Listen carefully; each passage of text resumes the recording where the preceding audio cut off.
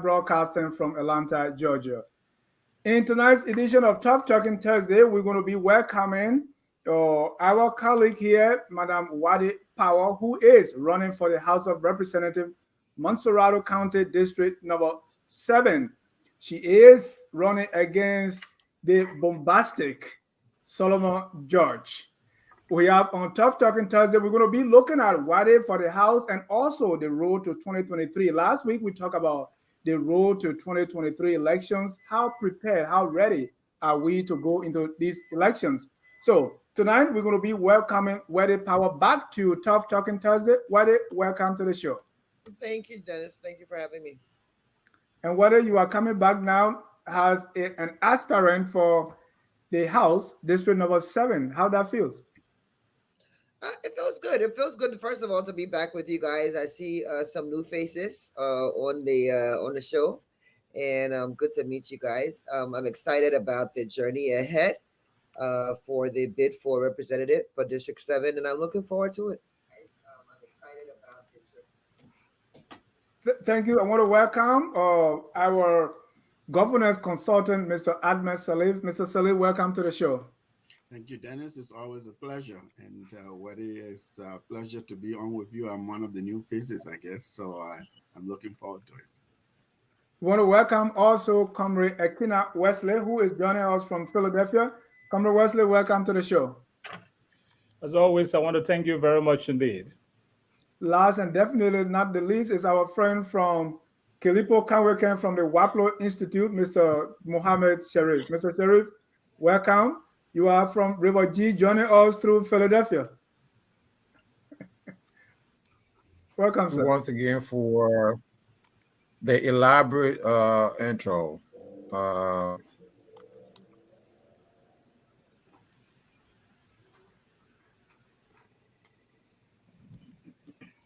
We're getting some feedback there. Mr. Sharif, can you hear me? Or are you frozen? I can hear you. Yes. Oh, okay. Thank you for the intro. Good.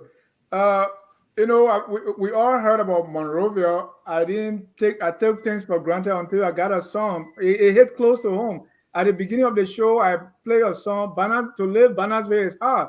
And so I'm from Bannersville, and so that song resonated with me. They said, and I like how the guy said, he said, to live Bannersville is hard. 80% of the people are poor, 10% got money, 5% cracky, 5% that's Zoko. What are you from? You just from Monrovia? How is Monrovia? Not good, Dennis. Not good. Not in the best of conditions. Poverty stricken. Lots of confusion in the government space. Lots of confusion in the political space. It's not good. Mr. Wesley, you listened to that song at the beginning of the show. To live Bannersville is hard. Lapa Bido, there where we live, and I just learned that I think it's the Kobo shop, the cheapest one. I mean, when we were there, we never heard that, so I was kind of following up. So things are tough, and because it hit close to home, that's Bannersville. So it's real to me. What are you hearing about Bannersville and other parts of Liberia, Mr. Wesley? Yeah, certainly I've been away for quite some time, but when you talk about Lapa Bido, it is a reflection of what you have on the UL campus 404.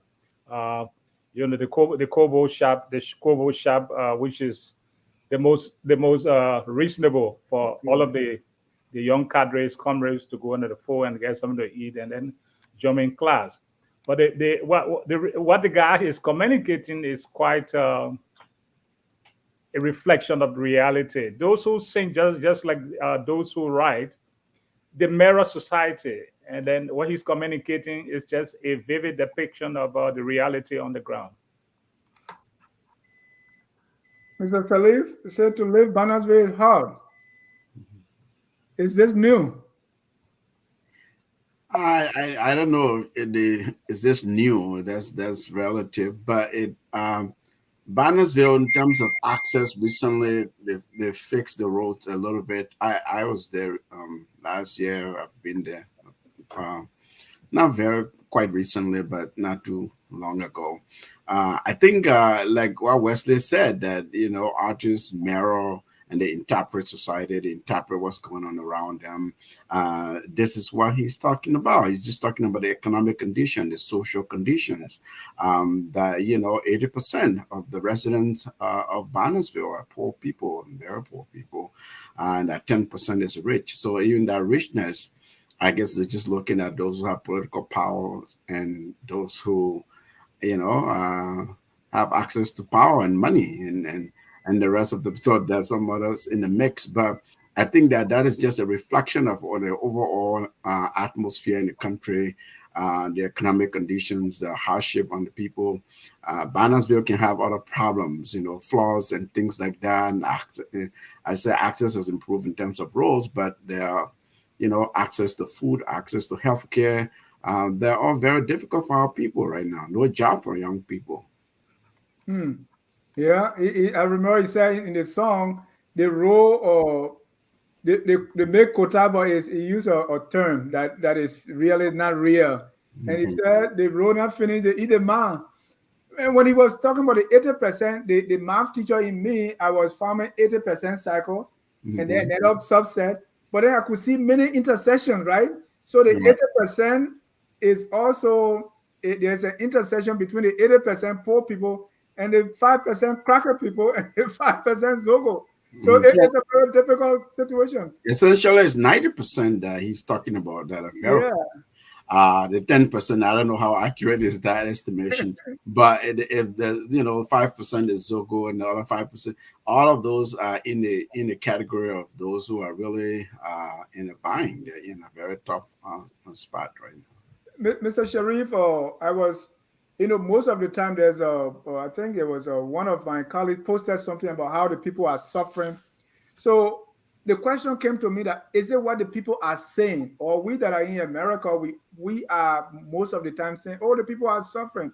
Or people are suffering. Is it us, or are the people on the ground really feeling the pinch and kind of voicing out, or we are just being away? We are so comfortable and we are crying louder than the bereaved. Is that the situation? Yeah. The suffering is real. The people are real. He in Monrovia is the epitome, is microscopic of what goes on all around the country. So from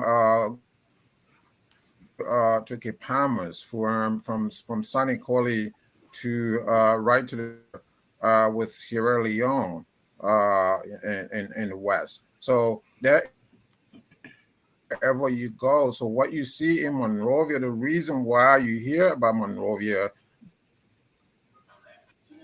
definitely a very large segment of the Liberian nation reside. This is where the government really almost is. So you hear about Monrovia, the artists, the writers. The writers are in Monrovia. The news media is in Monrovia. Everybody is concentrated, built for this massive population. So what you have going on in micro, it's microcosmic of what goes. Mr. Sharif, there's a little issue with your connection. If it's kind of lagging. So I don't know what you can fix there, and then you can come back and see. You are not in Bannersville, right? Yeah. So your connection should be good. Sure, I will. We want to welcome our viewers from across the globe. This is Focus on Liberia. We are broadcasting from Atlanta, Georgia. In tonight's edition, we're going to be looking at Wadei Powell, who is running for the House of Representatives, District Number 7, Monserrado County. And Wadei is here to tell us why she's running and why she thinks she's going to win. And we're going to look ahead, road to 2023. So let me start by asking you, Wadei, why are you running and what makes you think that you are able to beat the incumbent Solomon George, the guy who said, make me police director, and Wadei then will start disappearing? What makes you think? I mean, this guy is strong. He's been there, since 2012? Yeah, since 2000, excuse me, 2011 actually. You know, when we talk about wanting to change a space, regardless of what that space is, you cannot change a space from the outside. You have to be inside to change the space. And we know that a lot of what happens in our country, both in the political space, in the economic space, in the private sector space, we know that a lot of that stems from decisions that are made in the executive, either in the executive, legislative, or judiciary branches. The Liberian legislature is the first branch of government in our country. Specifically, the House of Representatives, they are the closest government officials, you can say, or the bridge between the average Liberian citizen and their government. And therefore, they represent or should represent the needs, desires, wants, and fight for the needs, desires, wants of the citizens. Unfortunately, over time, and this has been a long time coming and a long time building, the legislature has turned into a place where people have just gone to go fight for themselves for the most part. And this is not to say that there are not some good people in the legislature, but unfortunately, the good people and their voices are far outweighed by those who are self-seeking. And so, many of us, and this is not just myself, many of us have made the determination that we're either going to sit on the sidelines and allow things to continue happening the way they've been happening, and keep complaining every day, oh, this is not working, that is not working, or we're going to do something about it. And part of that doing something about it is a multi-pronged approach. Part of that doing something about it is to get fresh new blood into the legislature, not just on the basis of ethnicity or on the basis of projects type election, but on the basis of capacity, capability, integrity, character. And there are several persons that are running in 2023 for the House of Representatives, and we've also made a determination that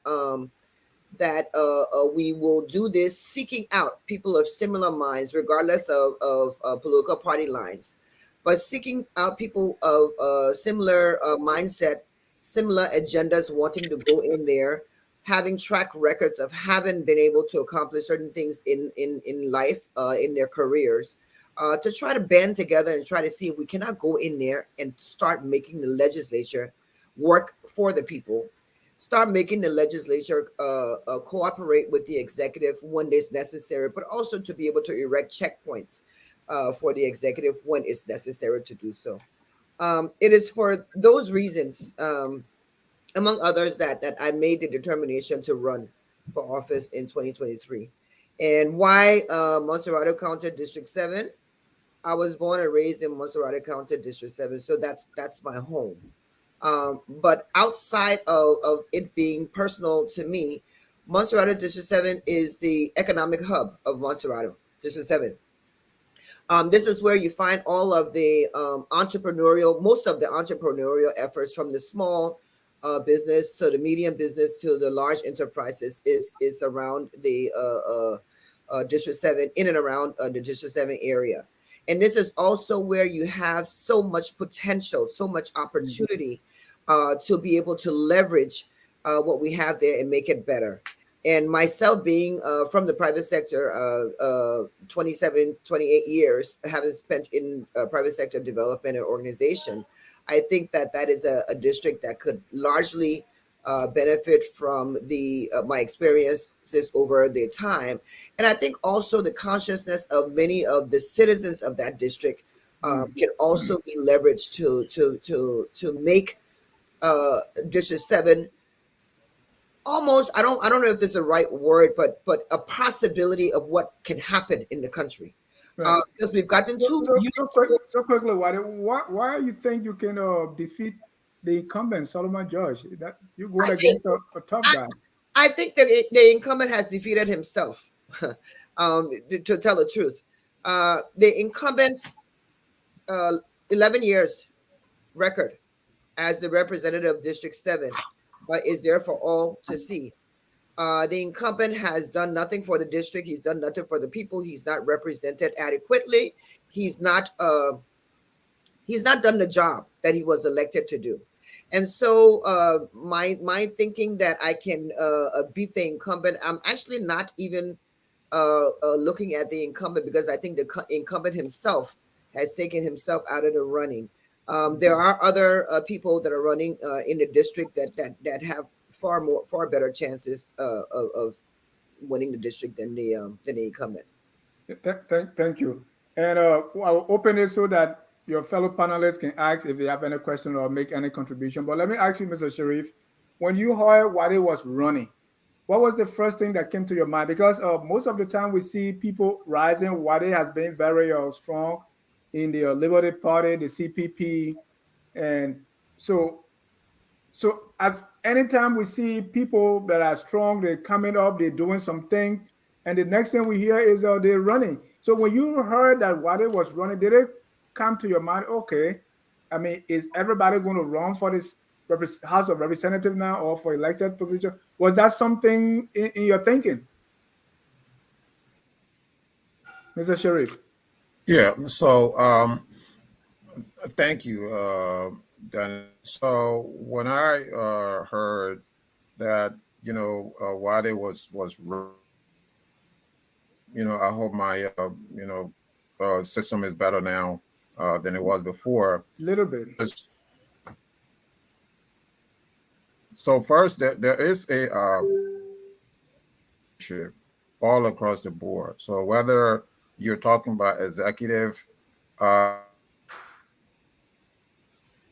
legislature, and so anytime you hear, it's still not better. It's still not better. I don't know why. Maybe you need to turn off other things that are connected to your network and see if you can use, or if you are using wireless, see if you can use high wire and plug that Ethernet cable in, or something you can do. But I'm sure you are not in balance with. But so let me go to Ahmed to Ahmed. Same question, and if you have question for Wadei as well. Mm-hmm. Do you have the feeling that why everybody running? Well, I mean, Wadei, I can only wish you, give you best wishes, and I hope you win.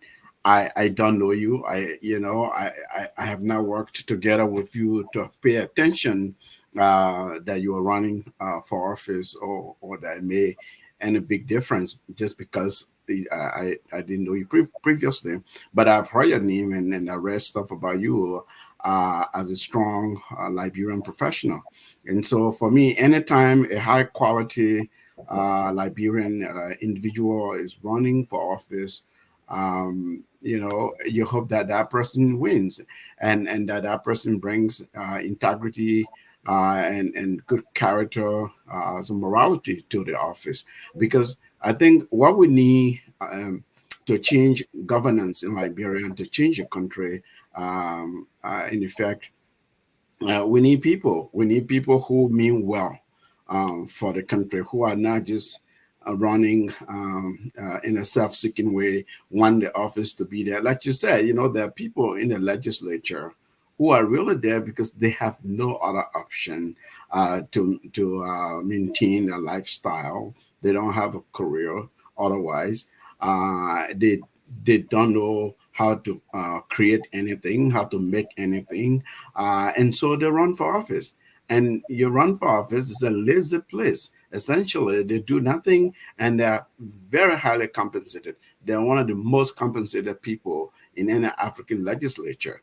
And they don't know how to govern. I mean, I know I'm brushing with very broad strokes here. But unfortunately, a lot of our legislators don't really know their function. They think that they can take money out of their pockets to go and fix a breach, a well, build a road, and that's their function. And that's the misunderstanding of the first branch of government. Really, that's now how legislatures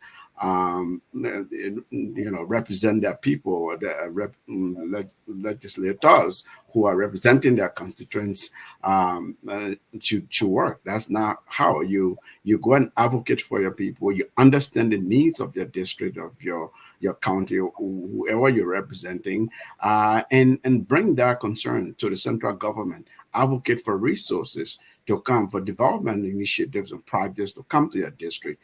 And so if there are people there who don't know their job, who don't understand why they're there, and worst of all, who are now high caliber people who lack integrity and the morality to represent and seek the interest of the people, that they're self-seeking, they're rent-seeking, and then any good person that I see coming who wants to run, I can only give them my best wishes and support in any way I can. Like I said, I don't know why but I've read a lot of good things about your work professionally and heard things. So I can only assume that those things that I've read truly represent and reflect who you are and why you want to run for office, that you have good intentions, and that you're going in to truly represent District 7.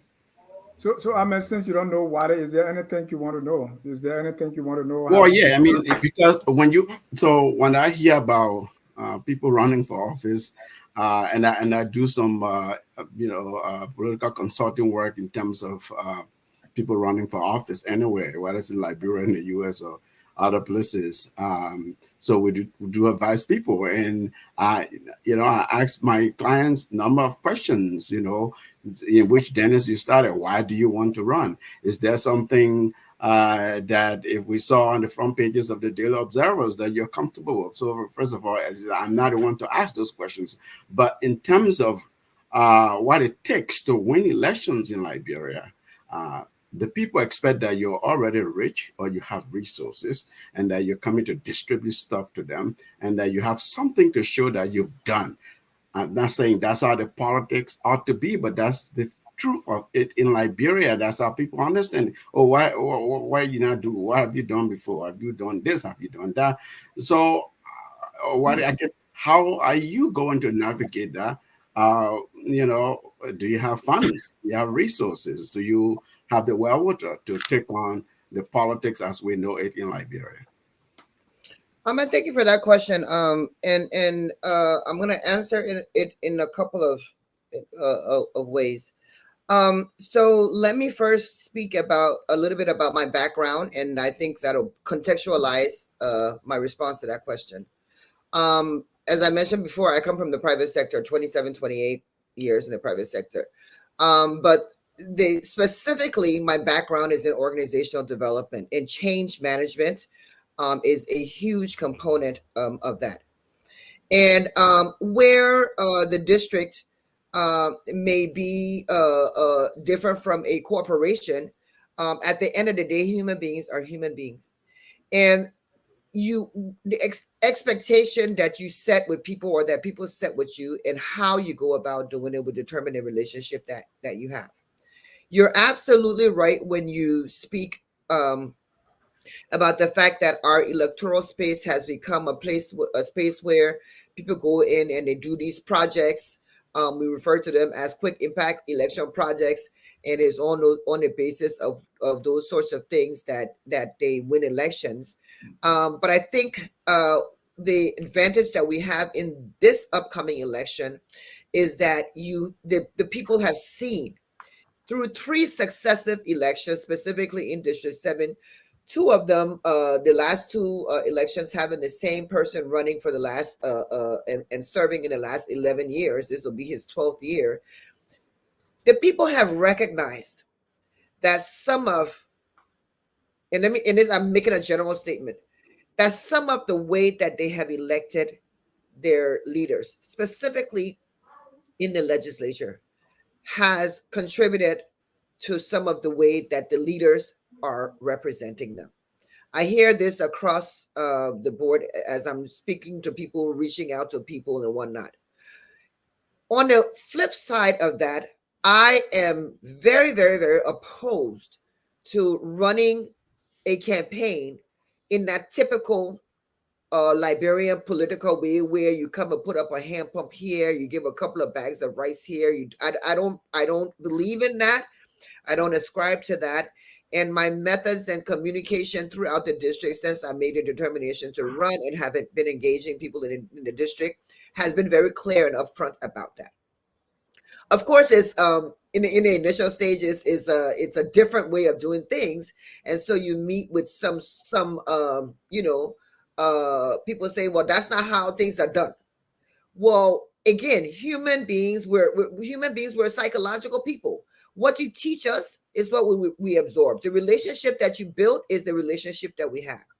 And over the last several weeks, I've been trying to build a new type of relationship with the constituents of District 7 to explain to them the relationship between where we find ourselves in the district and representation at the legislature, how that equates with some of the behaviors that we as voters have carried on over the years.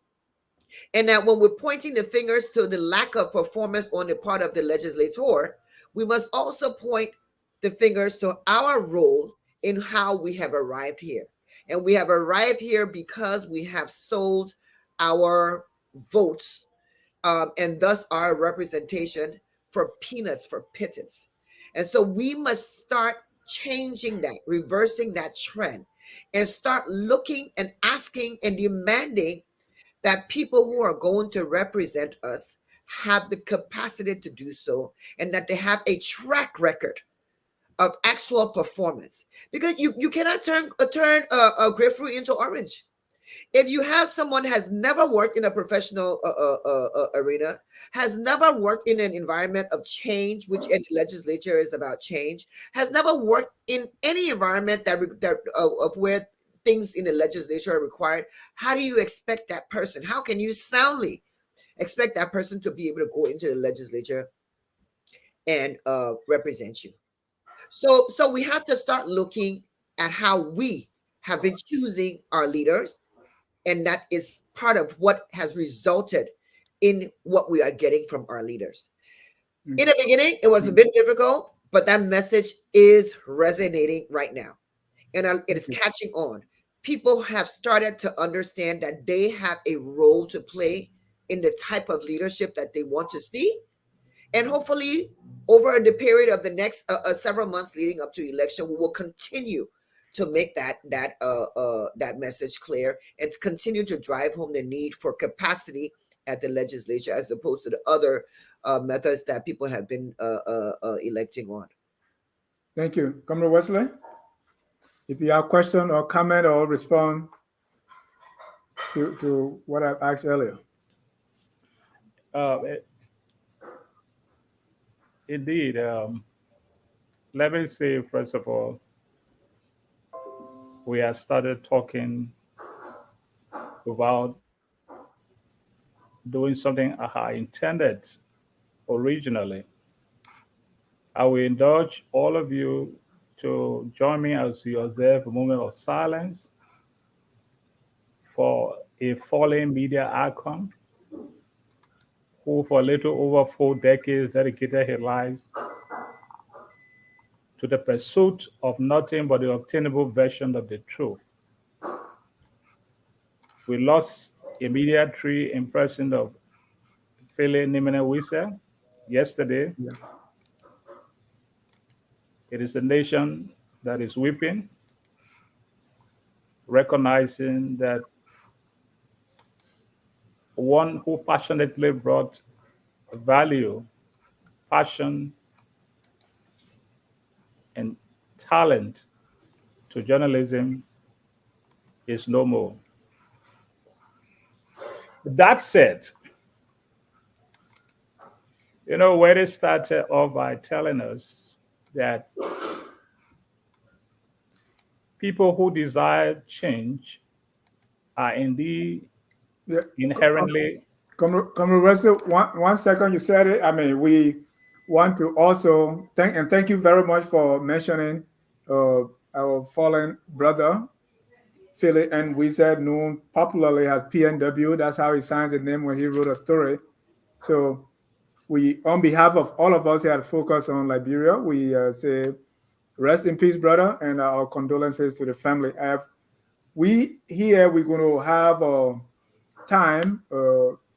Some of the media friends of Mr. Weezer are working on it so that we can have a show to pay a tribute to this fallen media icon. Go ahead, sir. Thank you. You know, where they started off by giving us a bit of orientation that it is people who desire change and then in themselves agents of change that should not stand on the fringes or the shorelines, but go to where major policy decisions are made in order to influence change. Whether we like it or not, since 1847, we have not had the quality of a national legislature that is dedicated to putting the country called Liberia first. Campaigns after campaigns, promises after promises, pledges after pledges are just as good for nothing as the politicians themselves. My wedding, like I would say in my, native Kipamos, what make you any different?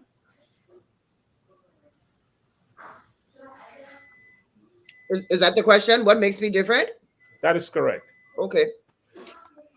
You see, when you want to know how well a person is going to perform in any situation, you check their track record. When you go to in the private sector, when you go to interview for a job, you get that job based on the merits of what you have attained in the past, your experience, what you have actually been able to make happen.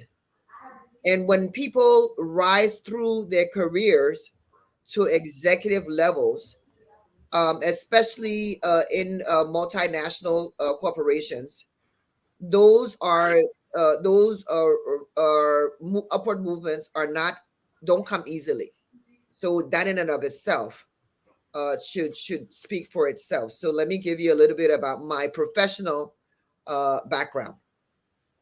I have for the last 27 years climbed the corporate ladder successfully. I am currently the chief executive officer of Shrimex Oil and Gas Company, which is one of the largest petroleum corporations in the country, focusing on importation, storage, sales, and logistics. Prior to that, I worked several years. I also own my own consulting company, and we do a lot of work with in organizational development and business development and business process management.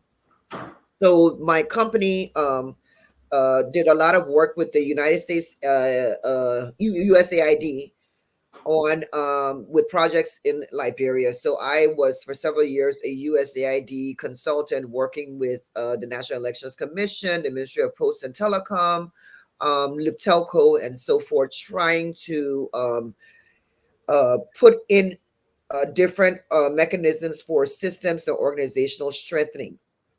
Prior to that, I was vice president for administration in HR at Celcom, which is currently Orange, Liberia, and I served in that role for 3 years. And before coming to Celcom, I was the general services manager for Firestone, Liberia, a role that I served in for 3.5 years, and prior to that, inventory manager for 3 years. So 6.5 years at Firestone, Liberia, at the executive level. In the position, for example, that I held at Firestone is a position that was created and had never been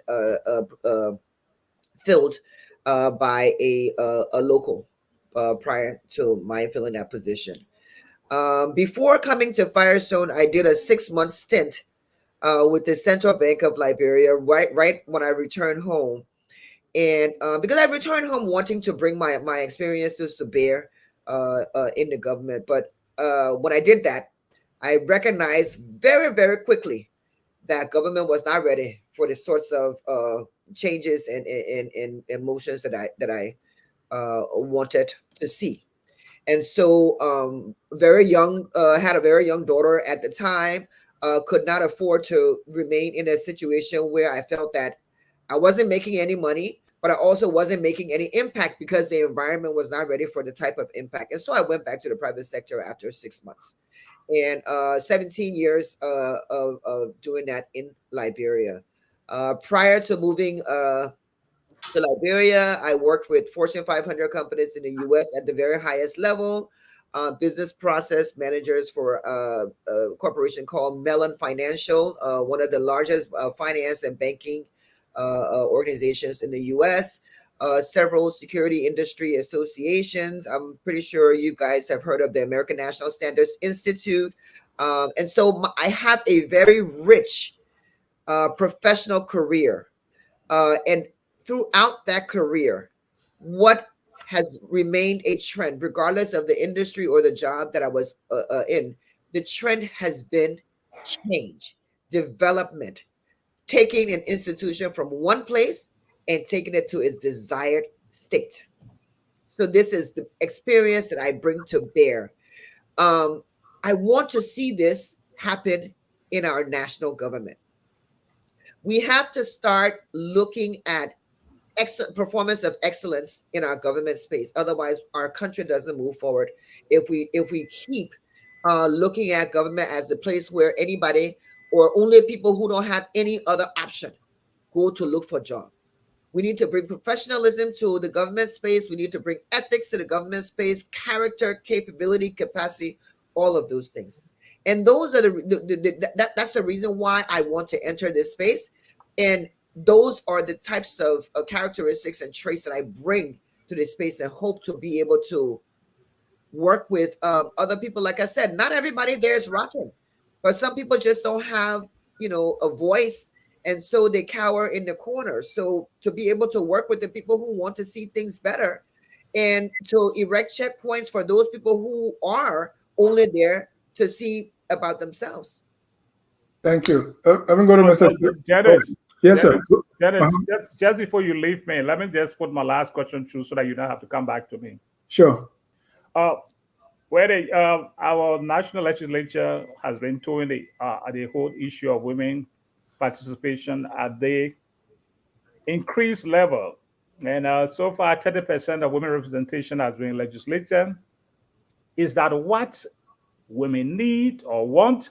Because some chauvinistic elements argue that women should be competitive. Well, okay, so I wouldn't describe that as chauvinistic. I think that in an environment like Liberia, where we are right now, that sort of affirmative action is absolutely needed and absolutely required. In more general spaces, absolutely. Even with the affirmative action of the 30%, and in my political party, we're actually going for 50%. But even in trying to implement those sorts of affirmative actions, it is not just because of the gender. It is not to say any old woman should come, because again, human beings are human beings. There are bad men leaders just as there are bad women leaders.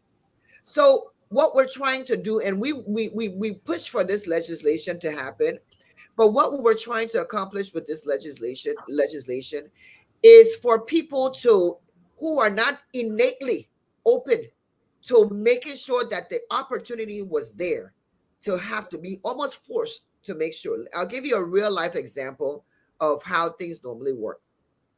When political parties are out there looking for candidates to run on their ticket, for example, because historically women have not been involved in politics, women are an afterthought. They don't actively seek women to come and contest in this space.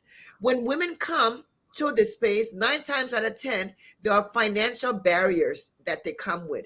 And they're not in that, that political game where people go and they wheel and they deal and they hustle, all of that. So sometimes the financial barrier to be able to participate in a space is there, and that needs to be considered. Lots of times in our setting, for traditional reasons, and Liberia is still, even though very modernized, it's still a very traditional culture. A lot of meetings and the real discussions of what goes on in the nitty-gritty, those meetings and discussions happen at night. They happen in the bars. They happen, in places that society generally will say that those are not places that women should go. Women, in the evening should be at home, taking care of the family, taking care of the children, doing this and that. So there are a lot of constructs of our society that, even though there's no legislation that prevents women from doing anything, but just the construct of the society makes it difficult for women to enter this space. So what we said is, listen, since we have not been used to it, and it is not second nature to make sure we go after and ensuring that the space is made available, we will push this legislation, so that if in the past you are submitting a slate of candidates that were 100% male, you now know that you cannot do that anymore legally, and that there are ramifications. So you start to think differently, and there's a more consciousness to how you select your leaders. There's been so many studies done around the world that shows that when you get women into roles of leadership, generally speaking, you start to change the trajectory of national the development of corporate development. And this is what we're trying to harness. We're trying to harness the goodness that can come from a legislature that has women at the helm of the leadership. Thank you, Mr. Sharif. I know you were in flight before the phone, before your connection went bad. So you can continue, Mr. Sharif, or if you have anything else to say.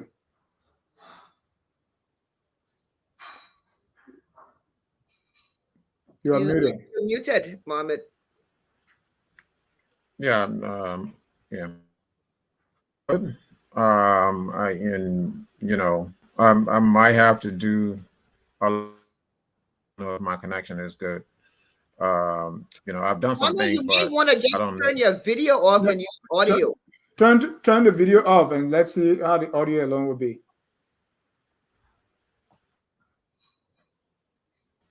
Mohammed, just turn the video. Okay, go ahead and talk.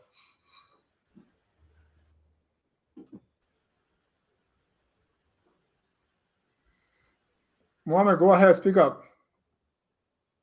So what I was saying is that, hopefully what I was saying earlier, your earlier question was, what do you think of what is run for the legislature?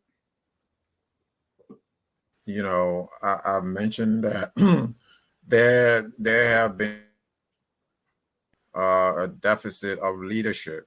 We have leadership issues. We have leadership issues at the judicial level.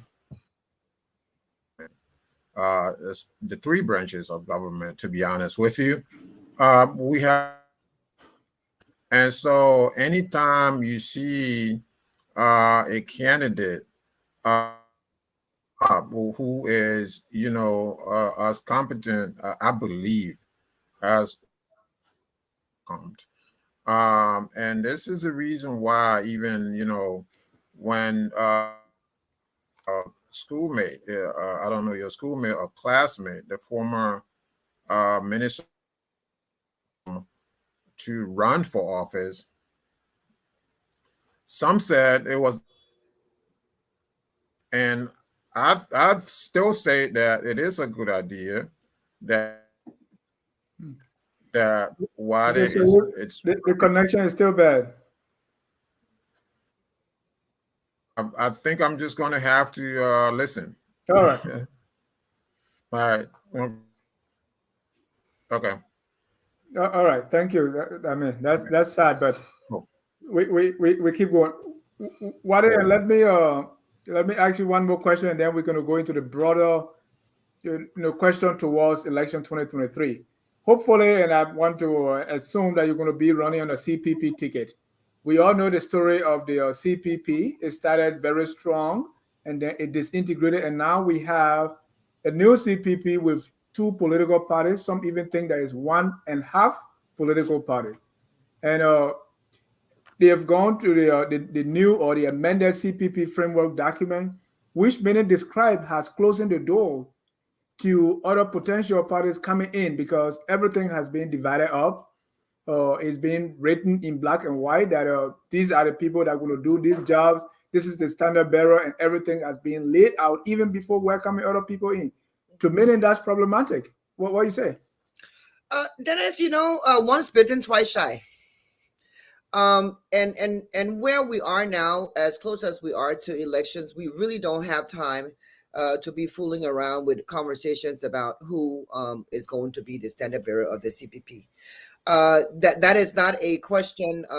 That's a question that we felt that needed to be answered, and that we were not going to get into a second or a third round of what happened in the initial CPP, all because of this issue of who's going to be standard bearer and who's going to be vice standard bearer. So from a standpoint of the CPP and people coming together, we must recognize that if you're saying that you are a member of opposition, it should not be conditional on whether or not you become president. The president position is one position in the country. Only one person can hold that position. So I don't see why people would say that since that one position has been taken off the table, that the door is closed. Let me give you an example. You have what are the pro tempore? All these things are taken off the table. No, it's not by an individual. It's not by an individual. It's at the end of the day, it's by a party, right? But here's what I'm saying to you. Are you saying that you want to only become a member of a group because you are going there to seek a certain position? Is it about the job, or are you truly looking to change? The positions that have been assigned are not the only way in which you can make change for your country. It's not the only way in which you can serve your country. So anybody saying that those particular positions, those 3 or 4 positions that have been assigned already, which is the president, the standard bearer for the CPP, the vice standard bearer for the CPP, the pro temp, and the speaker, being assigned to specific parties. If you are saying that there is no other way that you can serve your country, then I'm sorry, my response to you is that then you're not interested in serving your country. You're interested in a position, which is exactly what tore the CPP apart from the beginning. And so as close as we are to 2023, we were not going to leave that room open again to rip apart what was left of the CPP. We have been clear from the very beginning at the Liberty Party on where we stood on who we thought would be the person to take Liberia as a presidency come 2023. There was no need for once the Unity Party and the ELP had exited from the CPP, there was no need to dilly-dally around that. We made that decision long before. So why would we now come and say, okay, we're coming open it up for discussion again? I'm sorry. Let's start understanding that if people really want to change their country, you will come and your country needs to be swept. And that's the role that is available. You will sweep your country. Thank you. I see, Adman, there's a grin on your face. Yeah. Mr. Cummings, who was kind of the campaigner for primary in the OCPP, is not talking primary anymore. Does that concern you? Yes, it does concern me. A lot of people in the U.S.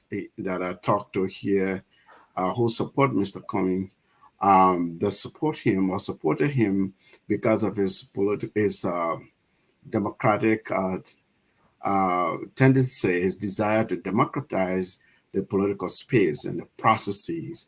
It modernized some of them, if you will. Even people say, oh, he's trying to Americanize this whole thing, go to primary, open it up, because he was essentially saying, I didn't come here to compete for somebody to ask me to step aside. For them, it's not that time. So what I'm hearing now from the CPP and from you with this new CPP, it sounds like it's the same argument on its head. It's the same argument that you guys are doing the opposite of what Mr. Cummings had been preaching the whole time. And so the same statement can be said of the standard bearer and these other positions that have been apportioned to political parties. And they say, look, if you truly came here to try to make a change, to change your country, to serve your country, why do you have to take these opportunities off the table? Are you the only qualified Liberian or these and I hear you say, because the technical tricks there that you all put in there is that was done by individuals, by political party. And so if that political party decides to choose whomever, whatever their process is, we're just saying these roles have been distributed in this fashion to avoid conflict. So what I've heard a lot of people say so it doesn't demonstrate innovation and ingenuity and difference, right? That these people have been doing the same thing. They're not able to hold an alliance together, that's integrated, that's included, and they can govern themselves.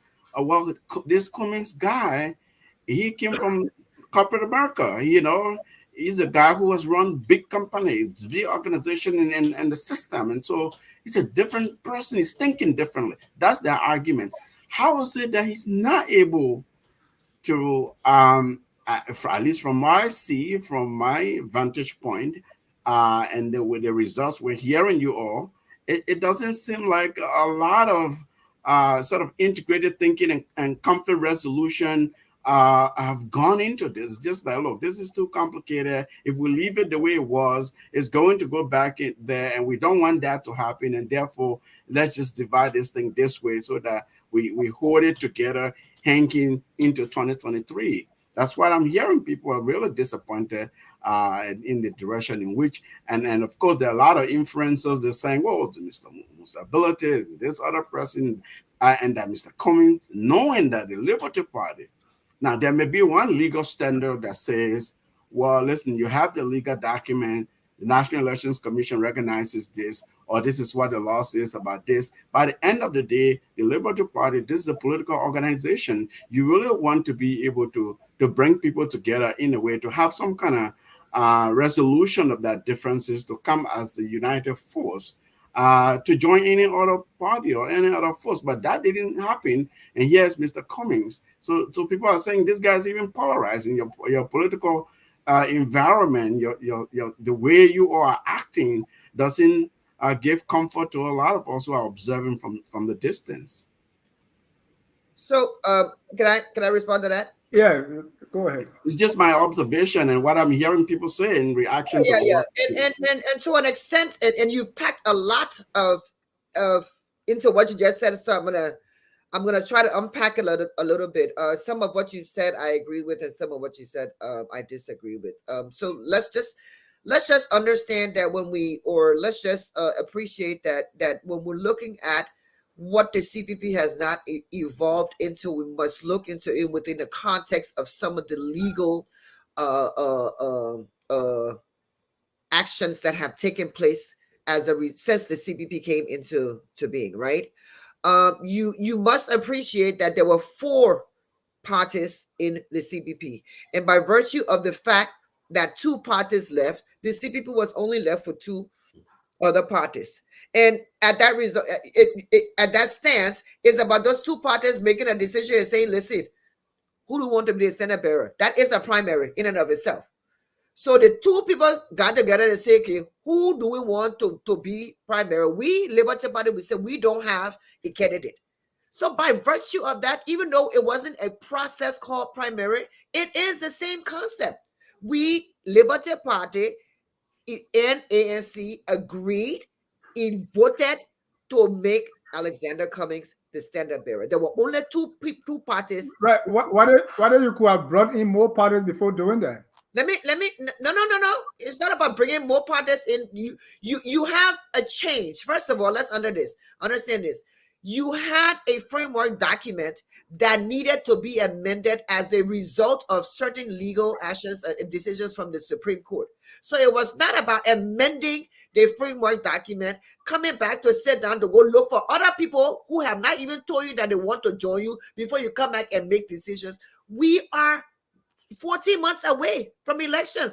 We do not have the luxury of time. We had that luxury of time, and that luxury of time was totally wasted. I mean, it angers me with what happened because the potential of the CPP was so great. But at the end of the day, when you are thinking about strategy, and I think, Ahmed, you will agree with me on this. When you are thinking about your strategy, you don't think about your strategy from the standpoint of only what you desire.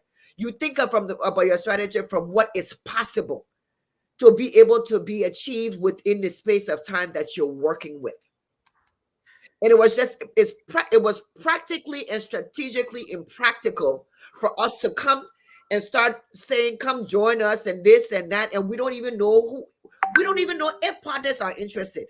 We see also we're in a political space. We see certain things that are happening with other political parties that may really tend to make them seem like, who are the major contenders that would have been coming to? You have the PLP. You have who has Dr. Cassell as the political leader. We see that there are issues going on over there. You have Councillor Gonglo, who has determined that he is also going to run. He has already made the decision that he is going to run for the position of presidency. Time was of the essence. And there's no way that we were going to put the CPP back in, as Lebron would say, to make the appearance that we were Democrat. The practice, the way in which we arrived at selecting Alexander Cummings as the standard bearer was a very democratic practice.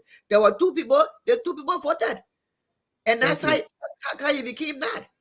But I want to also go back to you mentioned earlier that Alexander Cummings came and he said he wants to do things differently, and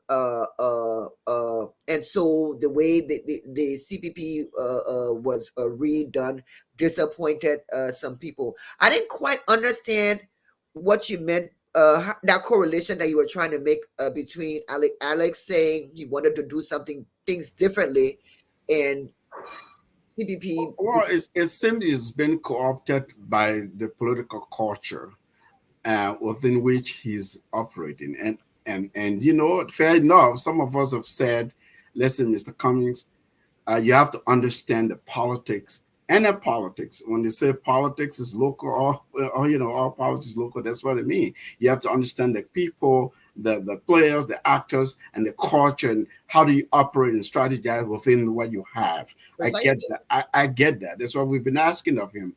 But he's coming in as a new blood, in a sense, saying, listen, his mantra has been, you cannot do the same thing for 170 some odd year and expect different results. Granted, well, these people have been behaving this way for 100 some odd year. We see this unity within your party, the Liberty Party. There's some wrangling there. And so if you want to see Mr. Cummings as a national political figure, you know, he is, and he wants to become president of the country. How is it? So people say, let him demonstrate that skill, that good office to bring these people together and then democratize this process in front of us so that we can say, this guy's different, the way he does things. Look at his genius. He's going to change this country around. With the way it worked, it seemed like there were a lot of machinations behind the scenes.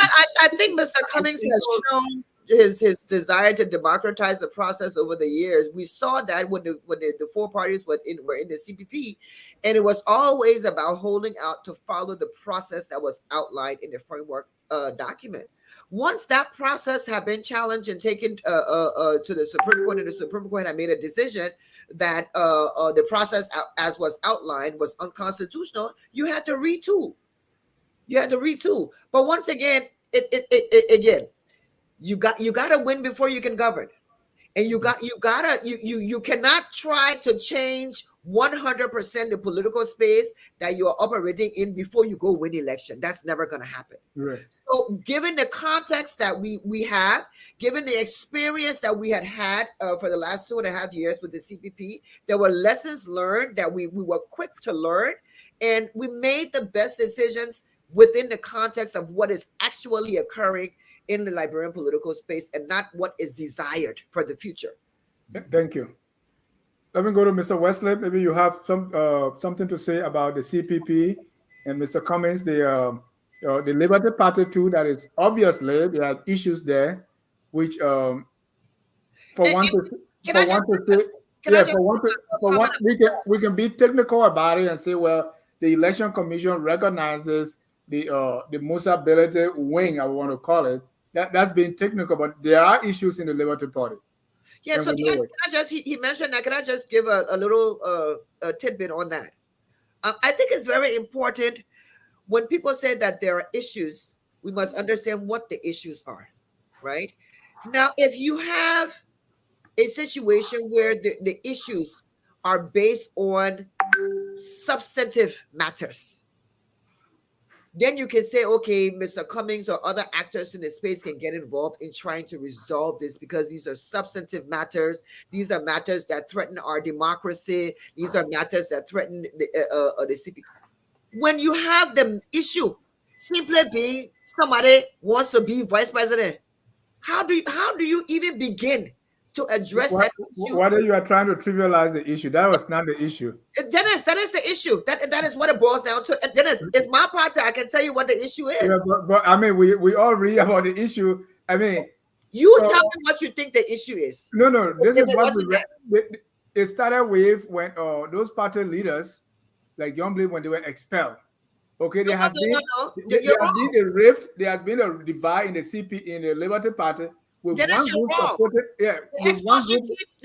hold on 1 second. Hold on 1 second. With one group supporting Joseph and Boakai and another group supporting Cummings. There you go. Now you're talking. Right? So they where it started. No, listen now. The issue is supporting, no, don't just gloss over it. It's not one group. You trivialize it by saying, well, somebody wants to be president. It's not just one group supporting Boakai, one group supporting Cummings. If that's all that it was, it would not be an issue because you're allowed to do that. People are allowed to support. It was premature when people started supporting these parties, and that really brought the issue up because people started prematurely aligning. This is what I suggest we do because in 5 minutes you're not going to dissect the Liberty Party issue. I think we would not do justice to it by discussing it in the way we're discussing it. So if you want to set up a 1 hour, 1.5 hour session where we talk specifically about that, let's do that. But I don't. But what you have just said was not the issue. It is still not the issue within the Liberty Party. All right. So let's table Liberty Party and go to Ekina. Now regarding who wanted to support who. Mr. Wesley. Yeah, Dennis, I do have concerns, and of course, they are legitimate. But our sister Wadei is going to Capitol Hill. I might not have an opportunity to ask what I want to ask. Mm-hmm. We'll come back to the issues and we'll discuss them. Today, tomorrow, any other time. You see, Wadei is heading for a place that is already polarized.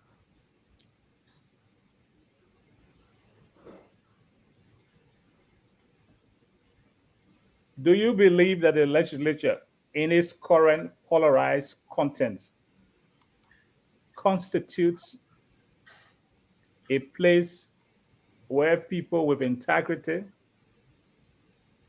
a sense of decency, accountability, and a firm belief in the tenets of the rule of law can go to honorably work with a sense of passion? That's a loaded question. Okay.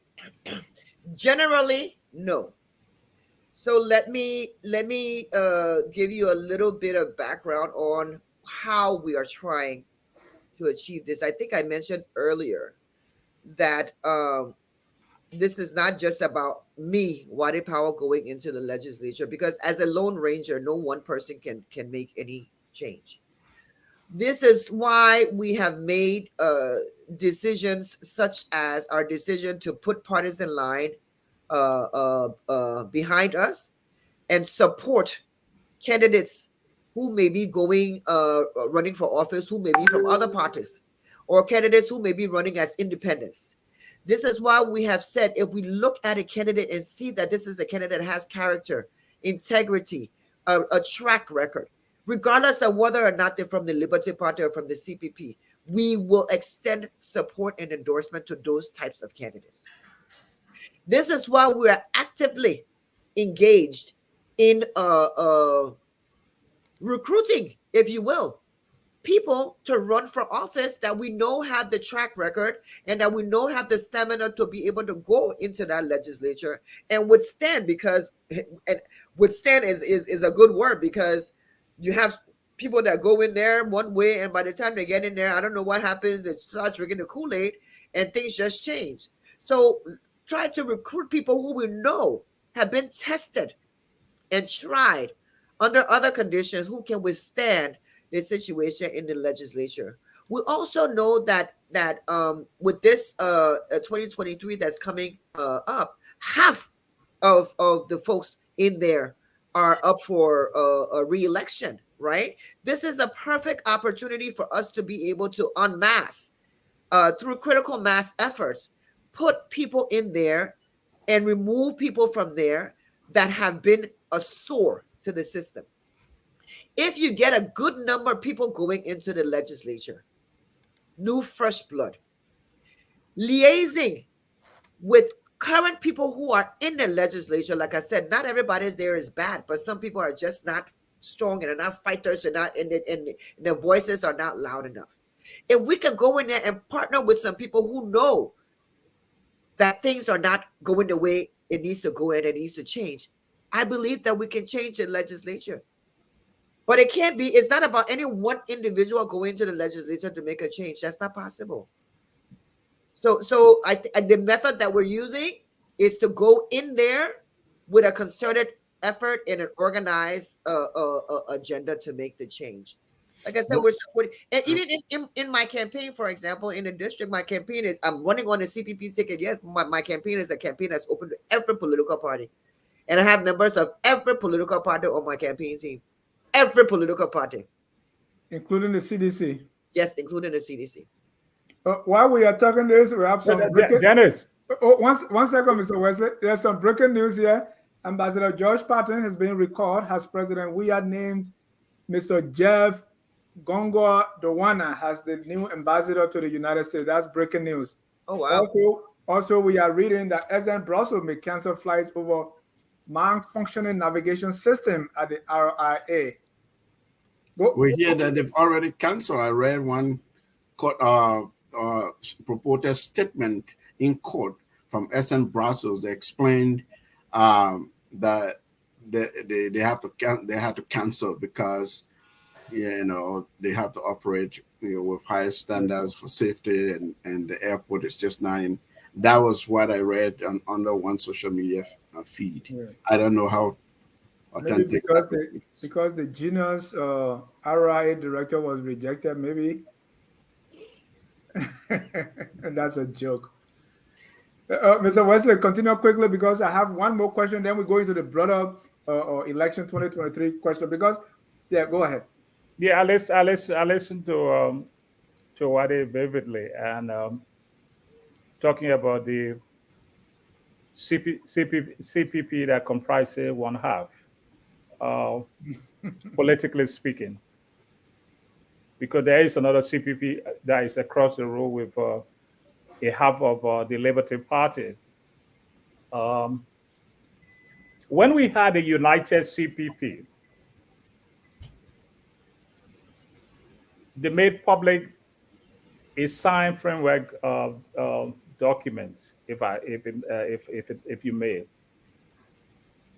The first reaction of the public when they saw that document, because of the unpatriotic nature of the document, was that only the CPP folks were canonized to receive positions, meaning the rest of the country should go to hell.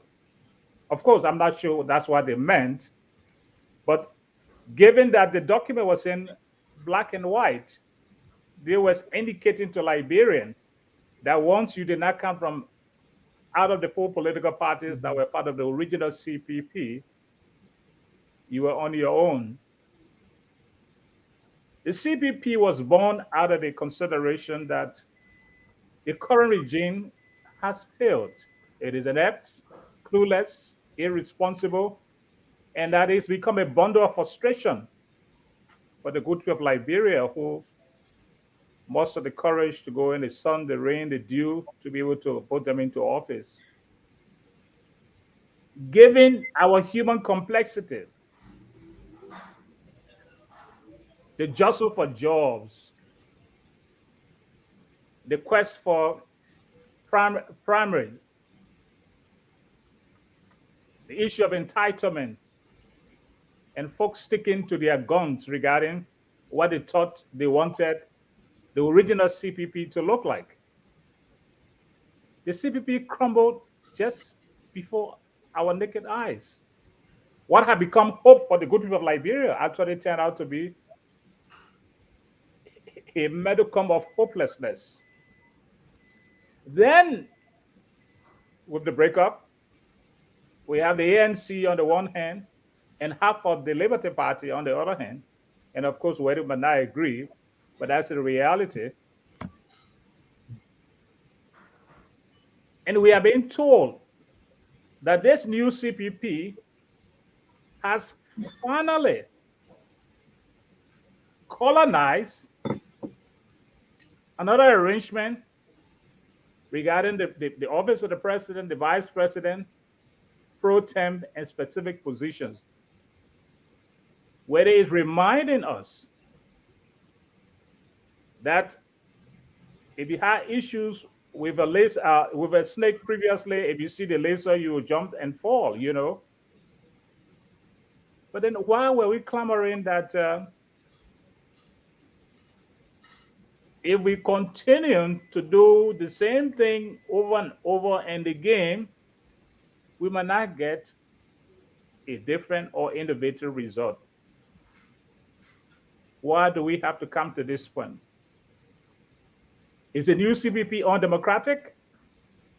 Is the new CPP a product of dictatorial tendency that they will abrogate democratic beliefs and sort of cocoon a sort of framework that allows or assigns certain positions to certain people? And as you come as a newcomer, you'll be narrowed down either because you are not part of the original frameworks of the document or whatever. Whatever our perspective, we only seek to herald what we hear, what we sniff, and what we gather from our people either on the ground or beyond the shores of Liberia. It is worrying, and worrying especially for us at the time we are heading for 2023. Already, the National Elections Commission is so disorganized and ill-prepared to ensure that our elections are free, fair, and transparent. And then the people in whom the good people of Liberia have placed their hopes are beginning to give us negative signals, worrying signs, as it were. We should be concerned because we all have a stake in the governance process of our country. My thoughts, and of course, I know whether we'll do her antithesis. Thank you, Mr. Wesley. Mr. Sherry, you want to say something before Wadei? Or? Yeah, well, I mean, when Mr. Wester was speaking, I almost wanted to finish a sentence there, like on the altar of convenience, of expedience. That's what when what it was answering me said. You know, we a strategy, you have to work with what you have. It's true, but if politics is about perception. Politics about winning hearts and minds. You know, the way you win hearts and minds is you have to demonstrate that you're different and better, and your strategies. In our context, the way things have always happened, you're coming and say these guys are crooks. These people, they've been they've been corrupt. They've been they lack character. They lack all the things that you talk about. They lack integrity. So we are a new batch of people who have democratic tendencies and beliefs. We want to build institutions. We want to open up the space for everybody to compete, to bring in people who have talent, to recruit talents, and people who have the character. Uh, and so then this very person comes and settles for this.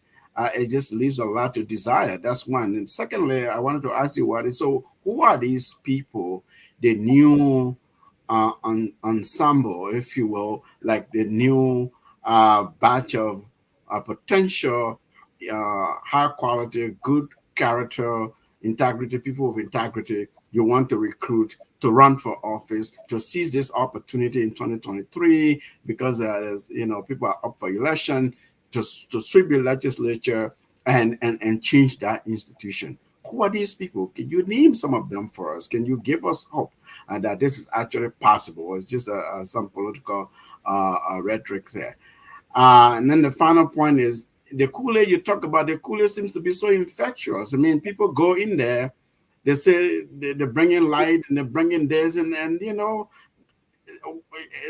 institution, they drink the Kool-Aid. Now they start to compromise some of the bold statements and suppose that uh, good character and moral and wanting to make change. It's like you go in there, majority of the people, the way they operate, the culture there, it's difficult to make any real change. It's just people will see you as just another person who's going into that institution to continue their culture because it's just difficult for you. You may be well intentioned, but you just don't have the ability to make a big difference. Thank you. Let why do you respond? I'm not quite sure what I'm responding to though.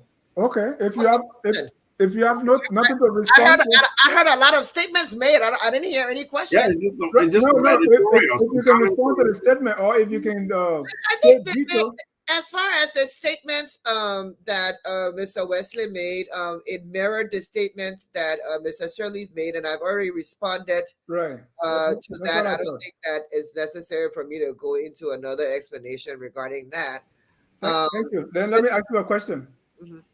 There are some things that have not been, or you are going to the house, and if you are fortunate enough to get the blessing of the people, you'll be our next representative replacing Solomon George. Have you considered the issue of term limits? Have you considered the reduction of this term from 9 years to maybe 6?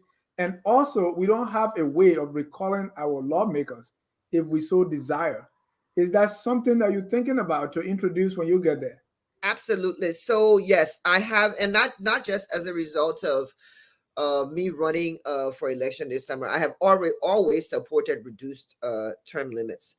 Listen, at the end of the day, if you can't show that your worth in 2 years, 3 years, 4 years, then you can't show your worth.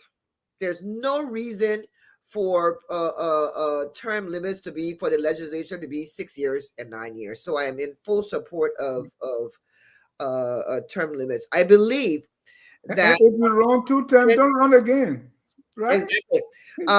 So that's the you got the term limits and you got the number of terms that you are able to run Yeah. for. Both of those, I am in support of it. But at the end of the day, let's understand this also. When you talk about the number of years in a term, that's something that can be legislated. when you talk about the number of times that you are allowed to run for, this is something that we need to start having conversations with our constituents about, because it is the constituents that vote people in, continue to vote people in who are not doing their jobs. So there's a lot of education that needs to happen around the issue of the totality of term limits, and we have to start putting responsibility where it truly lies. And I think for far too long that we have, especially us the politicians, we have skirted this issue of talking about the responsibility on the part of the constituents and the citizens, because we're afraid that if we talk about it, they won't vote for us. But at the end of the day, government is all of us. Government is the people in the executive, the people in the legislature, the people in the judiciary, and the citizens.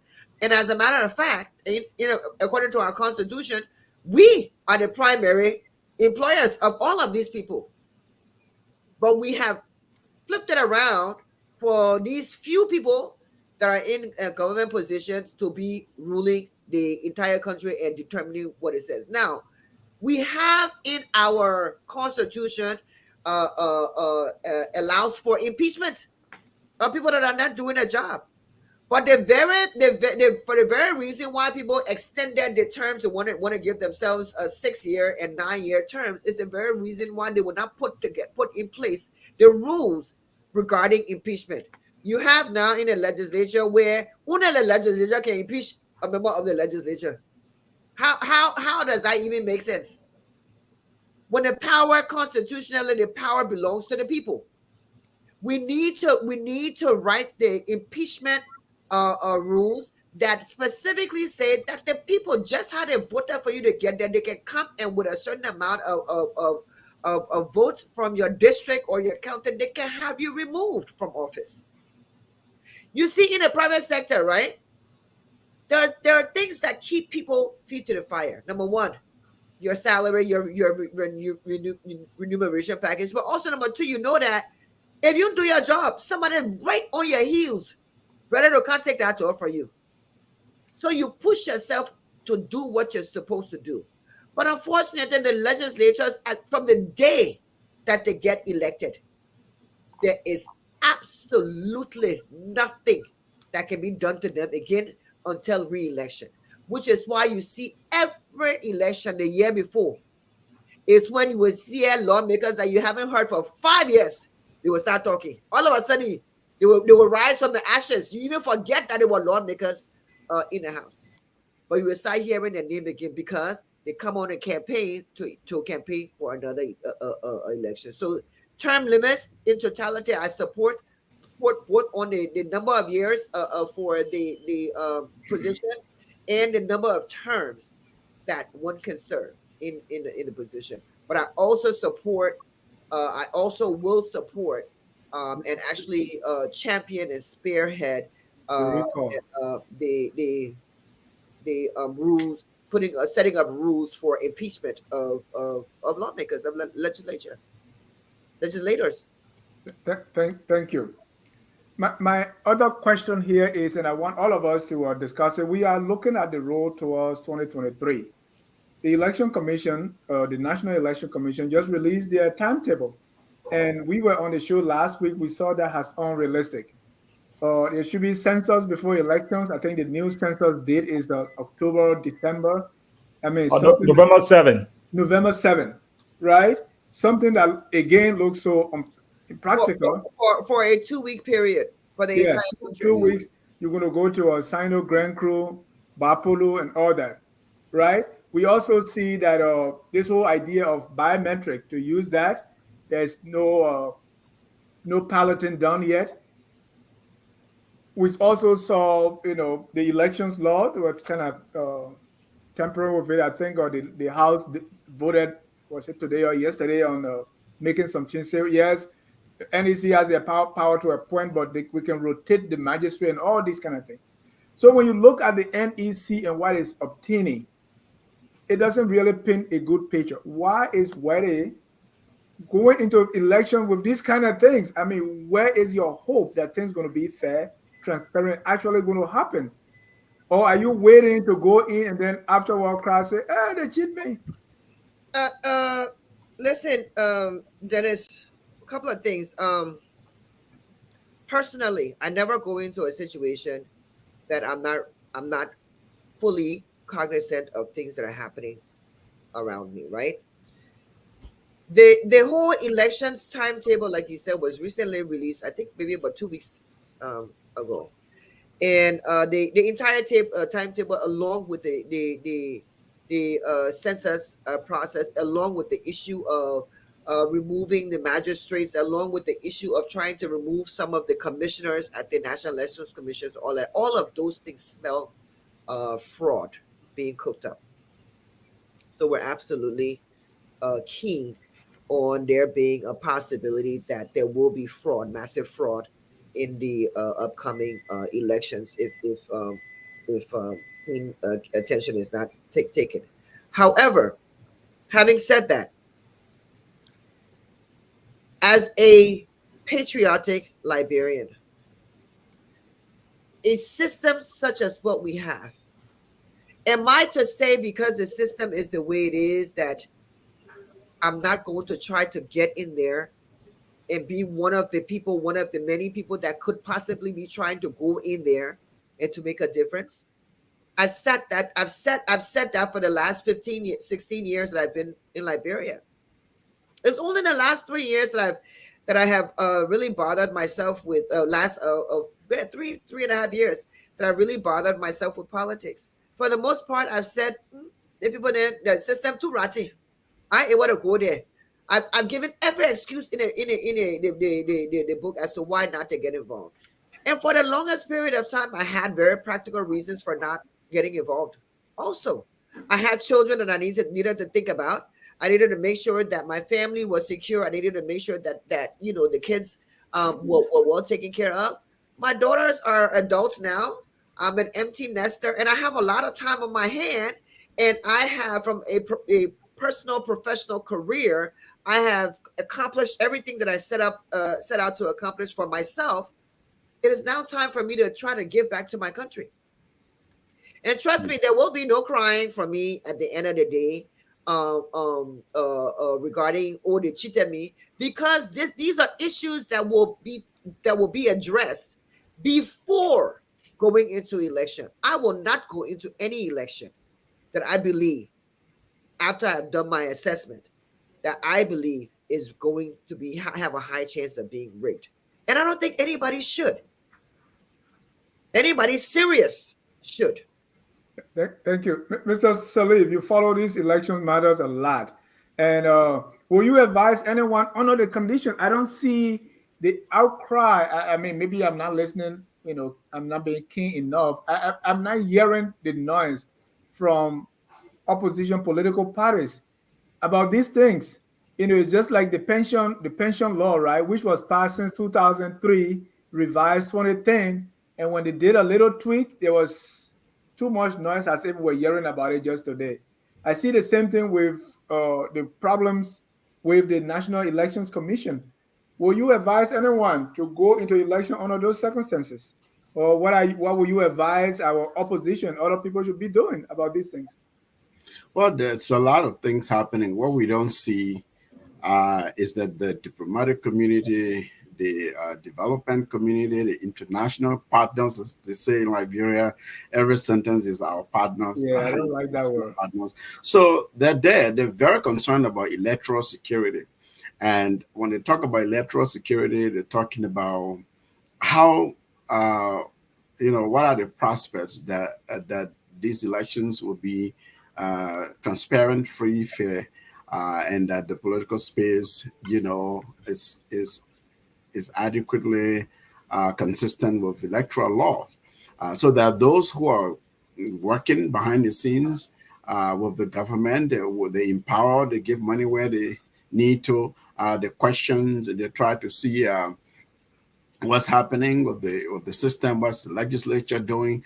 So there are those things that are happening. I know last week we said, who's making noise about these things? Civil society We often say, "Oh, our civil society doesn't have capacity," but they're there. They're really doing their best. You know, they're questioning, they're asking questions, they're working with donors, the Carter Center, USAID, the CEDA, you know, the Swedish International Development Agency, IFES, International Foundation for Electoral System. There are all kinds of groups that are really focused on the elections, because the elections, so many other things hinge on the peace and stability of the country, hinges on the election, on the good conduct of a free fair election, because they believe that elections are drivers of conflict, and you know the country is still fragile. So to answer your question, that those who are doing those things behind the scenes to ensure that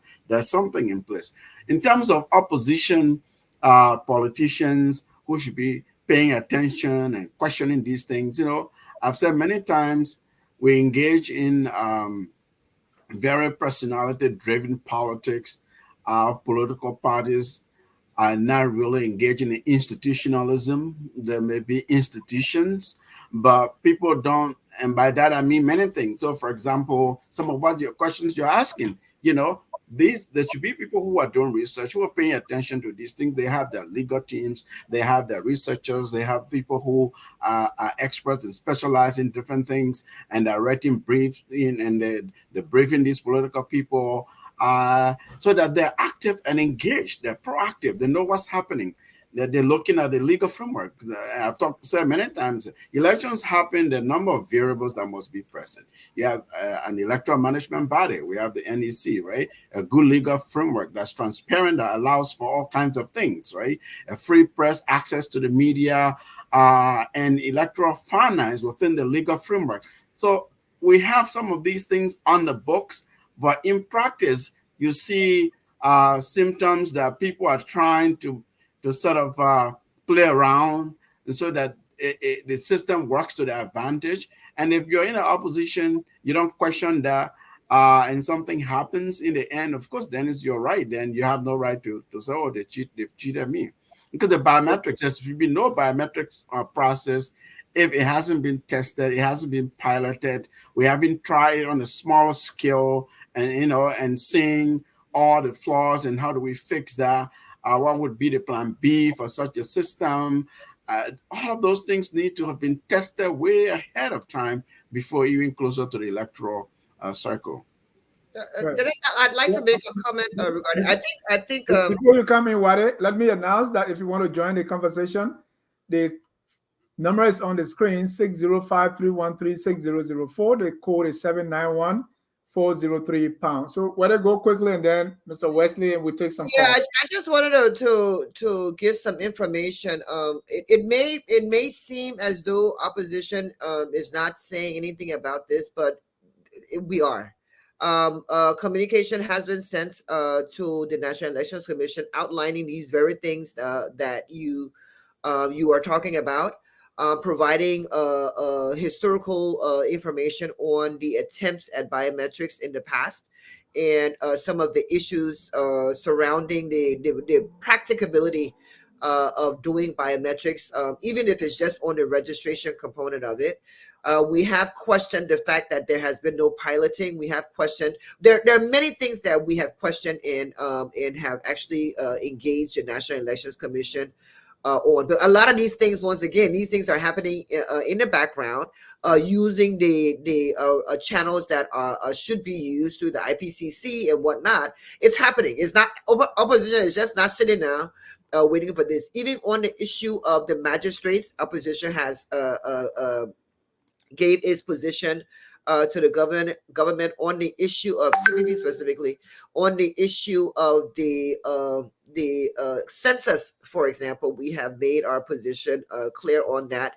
But at the end of the day, the government is going to go ahead with the census regardless. But we have made our position clear on that. But once again, when we say, when we say, opposition is not saying anything or is not doing anything, we must understand that there is only but so much that those who are not in authority and are not in power can do. You can make the recommendations, you can speak out about things, you can make your position very clear, but the decision making lies with the government. And I just wanted to clarify that on all of these elections related matters, the opposition, specifically CPP, and I know that I've seen communications from other opposition political parties to the National Elections Commission on the issue. So the opposition community is actually very engaged in all of these issues. Thank you. Mr. Wesley, if you want to talk about the election matters or have any other Yes, questions. yes, indeed. In 2017, when Councillor Bronskin went to the Supreme Court,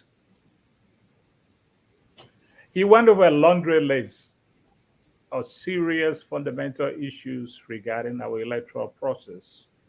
The elections of 2017 are issues. The Supreme Court made a determination irrespective of the dissenting position of one of the associate justices. But the court ruled instructing the National Elections Commission to clean a blotted voters register. That was 2017. This is 2022. Nothing has happened. The Elections Coordinating Committee, a group of Liberian civil society organizations, made the same representation. Then, as you say, you don't like to hear this. Our partners, on who showed us we stand in order to hold free, fair, and transparent elections, told us that there were fundamental issues regarding our election system. NEC has not acted in good faith to act responsibly in taking corrective actions for the greater good. Here you talk about biometrics, but before I get to the biometrics, Ahmed raised an issue, and of course, I heard my sister were they trying to sound rhetorical. Of course, she's no longer wearing the corporate suit, she's wearing the political suit. So one can understand the perspective she'll be coming from. We don't have political institutions since 1847. There's no such thing as political institutions. What we have are organizations that are tailored on personality court. And they use the personality court as the face of political parties. Even the two-way party that were taking money from our great-grandparents was not even a political institution. Because after 1980, it died a natural death. Though went to Egypt, there was a National Democratic Party. And he came with the National Democratic Party of Liberia. After the bloody civil war, it died a natural death. Then came the one who thought he had the biggest gun, the rebel rouser, the recalcitrant, the intransigent child stealer, with the National Patriotic Party, born out of a rebel organization with no defined ideological clarity. On his exit in 2003, it died a natural death.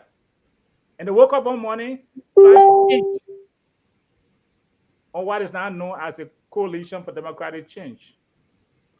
They all stay dead.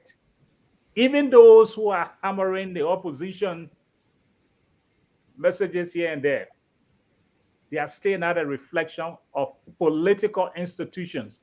Because political institutions, like Ahmed was suggesting, they will have the researchers, the basic, to come forward with all of these issues from time to time. How many times have we been reminded by our political parties about what Councillor Broskin raised the last time in 2017? That NEC needs to act and act correctively regarding the blotted voters roll. Are we going back to 2023 and post 2023 and start telling people that in 2017, Councillor Broskin won the court because of that? He's a dead man. He made history. Our political parties are sitting down, they have to sit up. If they ought to change the trajectory. Honestly, the timetable provided by the National Election Commission is unrealistic. It lacks any semblance of wisdom. It was hastily concluded to prove to donors that they are working, and it has no reflection or an order of reality that will ensure that the elections that we expect in 2023 will be free, fair, transparent, and democratic in content and character. That is not what we anticipate. Thank you, Comrade.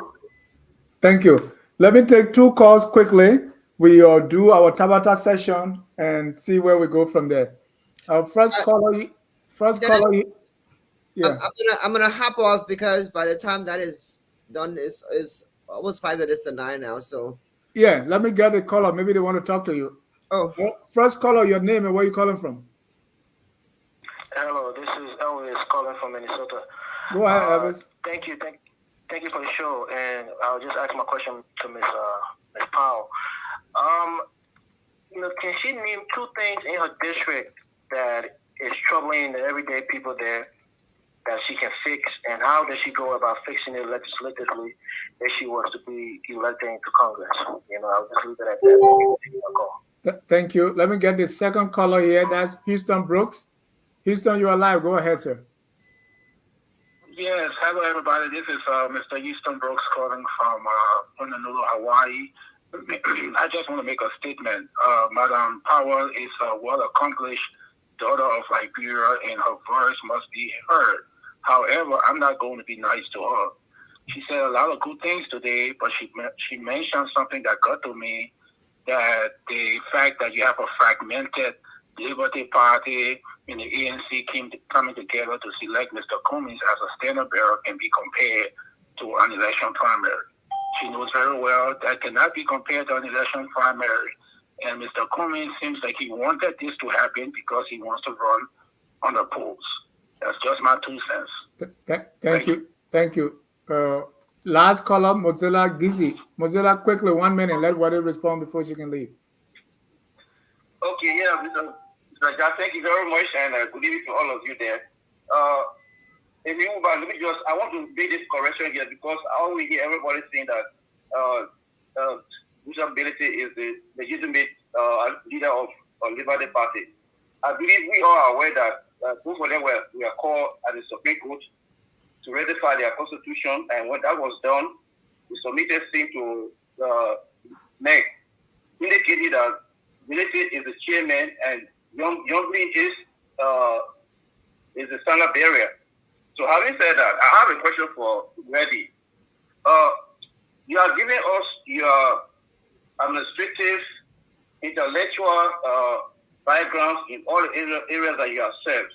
Granted, is it normal administratively for Military to endorse or commit the party, LP parties to another political party in the absence of the standard bearer? As an administrator, is that normal? The second question is, I have one more question, I beg you. The second question is it democratic for Musa Ability to serve as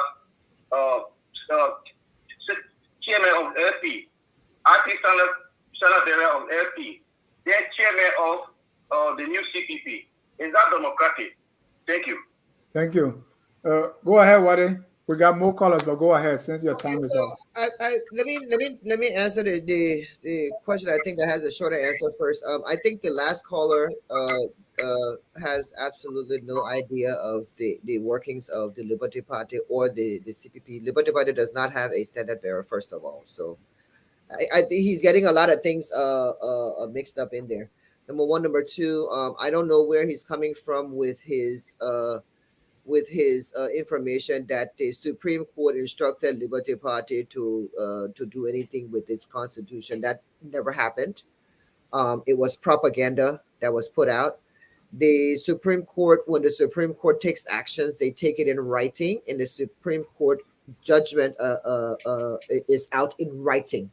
So I'm not gonna respond to propaganda because essentially everything that he just mentioned is that the Liberty Party made a determination a long time ago not to put up a standard bearer for 2023 because we acknowledge the fact that we were not prepared to take on the helm of leadership at that positioning, and that we needed to build our institution. And let me just say while I'm answering this question, the last segment by Mr. Wesley regarding a political institution, I 100% agree with everything that he said. We do not have political institutions in Liberia. We have not had political institutions. This is one of the things that is very, very critical for me as I try to traverse the Liberty Party.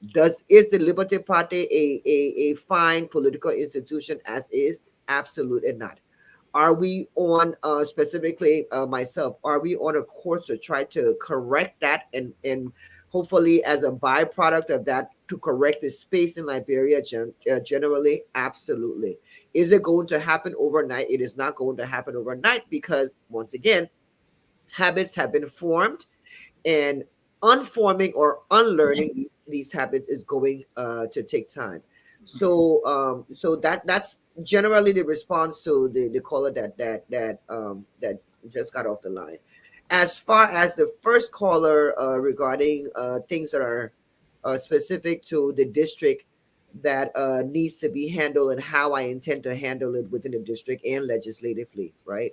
Like I said before, I'm from the private sector, and I'm firmly rooted in the belief that a nation without a thriving private sector is not going anywhere. I don't care what's going on in politics. If you don't have a way of people being able to earn money except through government, or through direct taxation, because that's really the only function of our executive at this point in time. We don't have any other form of revenue generation going on in the country. We will continue to have these sorts of problems. So private sector development and growth is a number one agenda item for myself. And like I said, also the District 7 is primed to be able to be an example of what could happen if you started to develop the private sector. Another area of concern for District 7 is the issue of water and sanitation. We have parts of the district that, even though we are in Central Monrovia, have absolutely no access to pipe-borne water. The gutters and the drainage systems in District 7 and surrounding districts 8 and whatnot. When it rains, and you know our rainy season, how heavy it is in Liberia.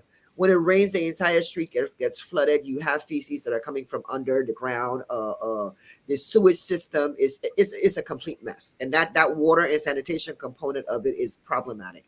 Education in the district, that's not limited to the district. It's not unique to the district. Education on a national scale is something that needs to be addressed, because I don't care what kind of structural improvements or development you make in a country, if you don't focus on developing the people and capacitating the people and building human capital in the country, you are doomed for failure. I don't care what kind of skyscrapers or roads or whatever you build. So human capital development is high on my list of things that need to be addressed. And of course, at the end of the day, we have the issue of healthcare generally across the board.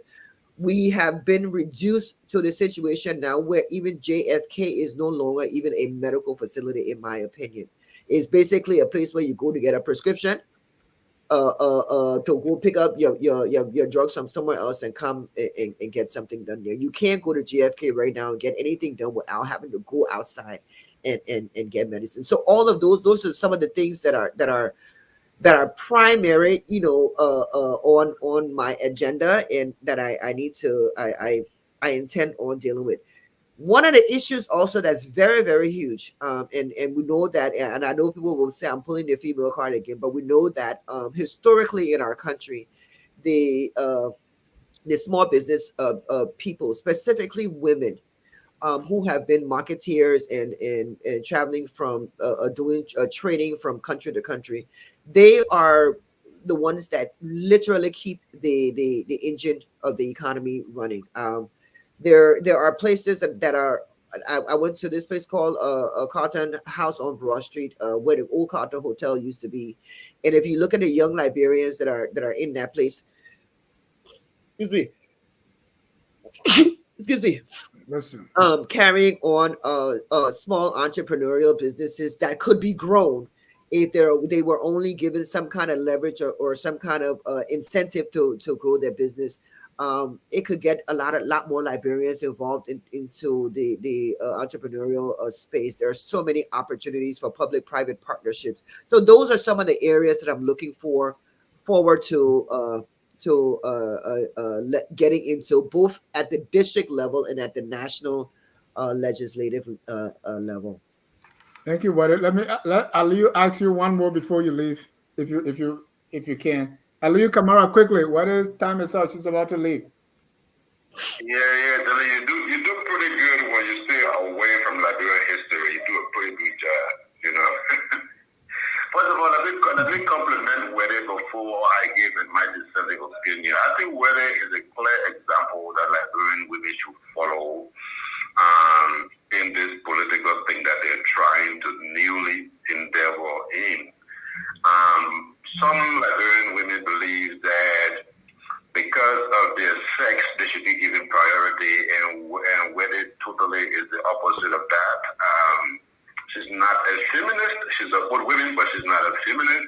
She said women come to the game, but come to the game with qualification, come to the game with preparedness, come to the game with the capacity to actually contribute, not just because you have things that women have, so you should be given preference. And I really applaud her for that. Just be careful with what you're saying. Go ahead. Yeah, she can understand. She can understand. A lot of people think when people are successful or achieve a lot in their early ages, that means they're old. Whether they're not old, so don't get me wrong. You know what I'm telling you, kid. Okay, so so that's why I respect her. She and few Liberian women, I really respect them for that. I like to support Wadei. If Wadei is going to actually be in the race, I think District 4, I pledge my support to Wadei, because these are the kind of women we really want. But let me just say this. When you ask whether these crucial questions about the Liberty Party and the CPP, whether it's bound to be deceptional, she will ignore the reality that vast majority of the Liberty Party is definitely with Yombi Kangalaris, even if she does ignore that. Let me tell you this, and I will say it clearly. There is no way that a party that is predominantly Basa will leave somebody named Yombi Kanga and other people and support a Madingo man. I'm a Madingo man, not going to happen. So let's not pretend about this whole thing. And another thing you said that you try to refute, which is true, the confusion in the Liberty Party started when Musa Belete and Wadei realized that Yombi were more on the side of Joseph Nima Boakai, and we have tapes of Musa Belete, Wadei, and other people also lobbying, not just among the Liberty Party people to support Ellis Comey, but they were even bribing motorcycles and other things. And as a result, they concocted their own little thing, used their constitution to their advantage, and tried to, diminish the strength of those who they thought were supporting this republic. That's the whole problem. The problem here is thank you, Ali. They wanted to support these other people. And let me just say this last thing. The funny thing is, she said anybody who coming to join them must come to serve but not come for position. That's patapata. I want to give you a patapata.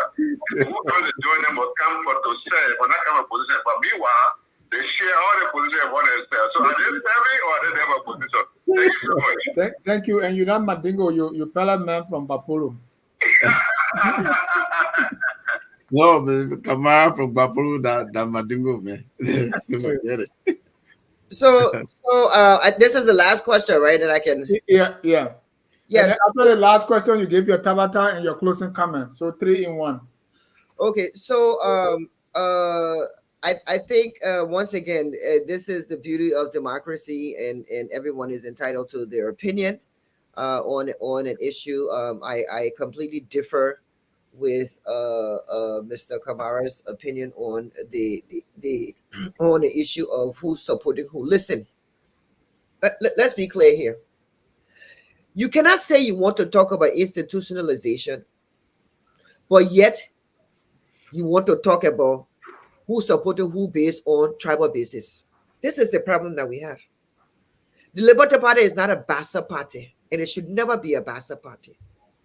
The Liberty Party's constitution, the original constitution, called for the formation of a party that was inclusive of all. But once again, as with political institutions and many institutions, even our government institutions in the country, we put something in writing, but then we act differently. Liberty Party is not a bastard party. I'm a bastard woman. The Liberty Party is and should be a party for all. I'm not here to dispute who's supporting Yomli versus who's supporting Musability. That's not my concern. My concern is institutionalizing the party so that those types of support bases become irrelevant. I think it was Mr. Wesley that spoke about political institutions. These are some of the reasons why we cannot create political institutions, because people want to wrap the institutions around individuals. The Liberty Party is not about Musability. It is not about Yomli Kanga Lawrence. But people continuously want to make it about that. It's not going to happen. It's not going to happen. On the issue of the CPP and the decisions that the CPP made in the framework, in the new framework document, I think once again, people read what they want to read and then they skip over other parts. I don't see anybody talking about the part that all of the legislative positions, it is specifically said in there that regardless of political party, regardless of whether you're an independent candidate, the CPP will actively seek to endorse people to run for office who mean well for the country. So, but nobody sees that as a good thing. Everybody's it's not that after the fact, but go ahead. Everybody's happy on 4 positions. No, it's the other 103 positions that is open for everybody to come. No, nobody want that one. Why? Why do you think that is, Dennis? That's what I'm saying. It's still divided, those positions, right? What you are saying was said after the fact. Let me put it that way. What do you mean after the fact? I don't understand. What it doesn't matter to what only those 3 positions people are coming after, and there's 150 positions. We are talking about democratization. How many people can be president of one country? No, then leave it open. Any qualified Jack and Joe comes, and then the people like them, the party members want them. But Ahmed, we have made a determination. We know who we want to be the leader of our party. What's wrong with that? But the party has partisans. It has. Let me read that to you. The CPP, as it stands today, and until somebody else shows, the CPP is the Liberty Party and the ANC. Correct? Right. Well, let me read a piece. Let me read a piece when I say it says section 11.3, CPP legislative candidate selections. The National Executive Committee of the 2 constituent political parties and the CPP standard bearer agree by consensus that the legislative seats of Speaker and Senate pro tempore shall be for the Liberty Party. In the event that the vice presidential or standard bearer is selected from the Liberty Party, the position of Senate pro tempore shall be for the ANC. The CPP legislative seats shall be distributed as follows: A, senatorial, incumbency reserved for ANC 1, incumbency reserved for LP 2, then ANC 3, Liberty Party 7, other constituent and affiliate members 2, representative incumbency ANC 4, incumbency reserved for Liberty Party 1, ANC will have 14, Liberty Party 41, other constituent parties coming in or affiliate members 13. Yeah, go further down, you will see where it says that all of those seats. That's what I meant. I said after the fact. So after Wait a minute, after the fact, it is in the same section where you say after the fact, because we put it at the first sentence. All right. Whether give your Tabata of the week and then you can give your closing comment. I don't want to keep you. I don't necessarily have a Tabata of the week. I think I have a general Tabata of the year. Yeah, and this will be the Tabata of the next year. All right. Is the fact that we believe that we can have, national consensus conducted within 2 weeks, that we can have biometrics registration of voters using a system that has never been used in the country on the schedule that has been prepared, that we can have the election schedule as far as campaigning and whatnot. That whole elections process that's being built, because mind you, also as a result of the census, we may be opening ourselves up to redistricting depending on what comes out of the census. So there's a whole lot of things that should have happened way before now that are being rushed, and I think rightfully what they said, to show the international folks that work is being done, but I think even more so to be able to tap into the monies that are coming in for these sorts of things, because you got to show that you're doing something in order to get the money. So I think it was more to get the money, access to the money, than anything else. But if we are not careful, and if we do not reject some of these things that are being put on the table, I can almost guarantee that these elections will end up in fraud, major fraud. And once again, we had in 2017, like Wesley said, in 2017, we were in court with Councillor Brumskin trying to prove the case of the fraud that took place, and the voters' roll has not been cleaned since then. We have a new registration a process that we're going into for 2023, but that process also holds its own challenges, because they're talking about using biometrics, not even a side-by-side system, a straight biometrics system that has never been used in the country. We have no information about how the database is being developed, who's maintaining it, who's running it, and we know that if it gets in the hands of the wrong person, the database can be manipulated very easily. So that's my tabata, and I think that's going to be the tabata for the rest of the year regarding the upcoming elections. I hope that we can figure out a way to resolve it or reject some of these things. Your closing comment before we let you go. It's been a while since I've been on the FOL. When I was here before, it was as a panelist, and I enjoyed every moment of it. It just my time got. All right, we ended at the right time. All right, let's your response to our callers. Look, let's go into our Tabata of the week. Comrade Salif, what's your Tabata? Oh man, there's just so many to think of. So there was this one I read somewhere on Facebook, that the president of the University of Liberia is complaining that the students are refusing to pay registration fees. And the students are saying, well, but the president said, the government said that the government will bankroll our tuition, and all of that was part of it. And so that tit for tat between the student body and the university administration, hinging on policy options, or sort of, and the government comes back always and say, look, you see, but it's tuition free for the first time in Liberia, the university. It just didn't make sense to me. Thank you. So which fees are they supposed to pay? Which fees are covered by the presidential proclamation? Thank you. Mr. Wesley. Well, our Tabata of the week is what we all somehow know. For the first time in the history of our country, that a letter of resignation, which is usually 1.5 paragraph, will turn out to be the most ludicrous, you know, dissertation ever in the history of how you got it, Liberia.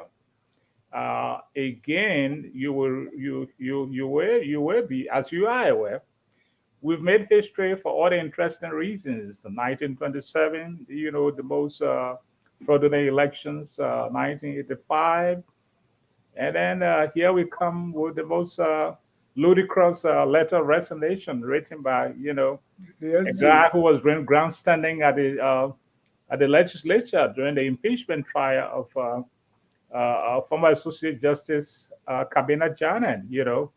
Apparently he must have been thinking that he was, you know, performing his usual legal briefs. Unfortunately, that was not the legislature, and he had forgotten that even President Weah, in his lackadaicity with intellectual matters, would have taken interest in such a thing, notwithstanding he sought to write a pamphlet. For me, when I saw it, I thought it was Abaput who has released his pamphlet that he used to release back in the days.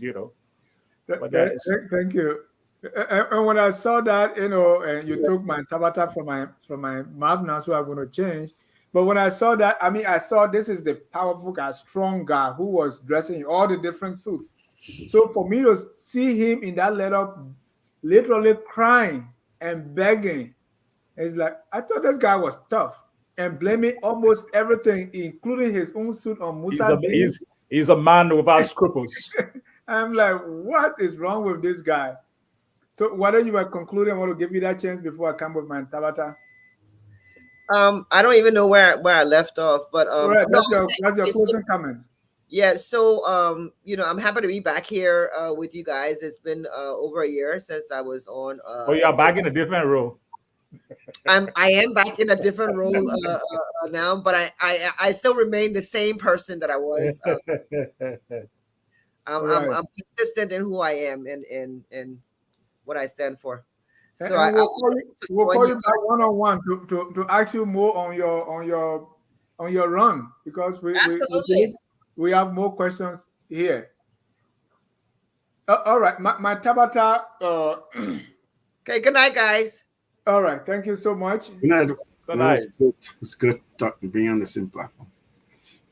Arthur Joe just said tabata. Arthur, what's your tabata?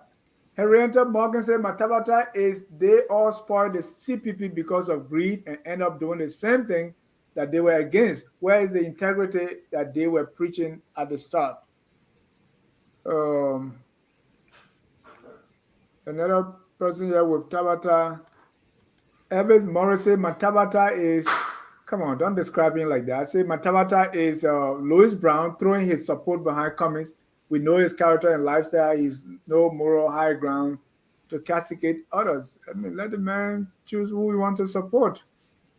Dennis, can I just say something quick before you? These letters of resignation and open letters between President Weah and Cummings, to me, when I read them on different levels usually. Of course, you read for the contents and the substance, but I also pay attention to the grammar, the diction, because that tells you a lot about the quality of people we have who are leading our country. And these people who make noise and when they put stuff on paper, because that is a production, right? Whenever you see a letter like that goes public, it's gone through many versions, many iterations, many different experts, technocrats have touched it. And then I start looking for these basic surface errors, and they're all replete in that letter. And there's some people here, but the guy, you have to admit, he's a good writer. Well, I don't know the standards or definition of good writing, but when I look at that, man, I could have torn that letter apart. Like if I'm editing them, I'm just doing copy editing, because you're looking for logic and the simple punctuation and the grammar. And this was our Solicitor General of the Republic. So it just made me think the type of legal briefs and things like that would be interesting to read some of those. My title of the week is we had a reporter going to the Douala market, the newly either reconstructed or refurbished or newly built market in Douala. It's open, right? And the dirt that was in that market, up to human feces, and they are selling there. And the excuse, because the market is open, it was not enclosed. So it is the president building is not enclosed, so the people come here and do their business right here. But I mean, the camera will show the feces and the dirt under the table, and they're selling. See, because they when they constructed the place, they had lights, but the Zogos came and took the lights, so the place is dark. So this is where people throw the dirt. Meanwhile, the marketing association, the LMA, is collecting money. This is under the jurisdiction of the borough, and nobody is trying to say, okay, let's collect 50 cents each and see if we can have cleaners to clean before maybe 7 o'clock before everybody comes in. That to me, to see the dirt in that new place, and the reason is because it's not enclosed, we can't clean it ourselves. That to me is complete tabata. Join me this Friday. We're going to be having Louis Garcida Brown. He's going to be our guest here on Focus on Liberia. Between the headlines, the topic we're going to be talking about is MPFL connections, the various roles he's played in government, his endorsement of Mr. Cummings, and he has been writing lately. This is Friday, September 16 at 12 noon, right here on Focus on Liberia. Every Tuesday at 7, we have join Abby Tyler for Healthy Living. That's our health contributor right here. Also, Sunday, I'm going to have some legal minds here to discuss the pension law. We really need to look at it right here on Focus on Liberia. Councillor Frederick Jewett and a team of Liberian lawyers will be here so that we can look at the pension law. It's not new. It started 2003, revised 2010, and now the Senate revised it and the House rejected it, and the House is having a victory lap. So this, we don't want this. What is it really that it rejected? We want to look at that. So please tune in. Gentlemen, thank you so much for coming on Tough Talking Thursday again.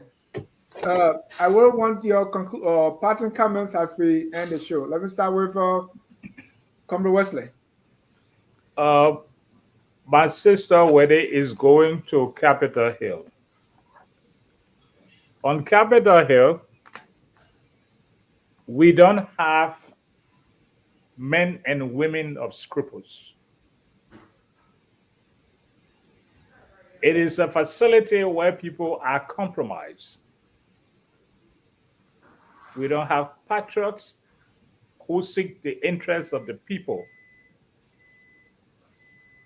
Notwithstanding, she has a burning desire to go and make a difference.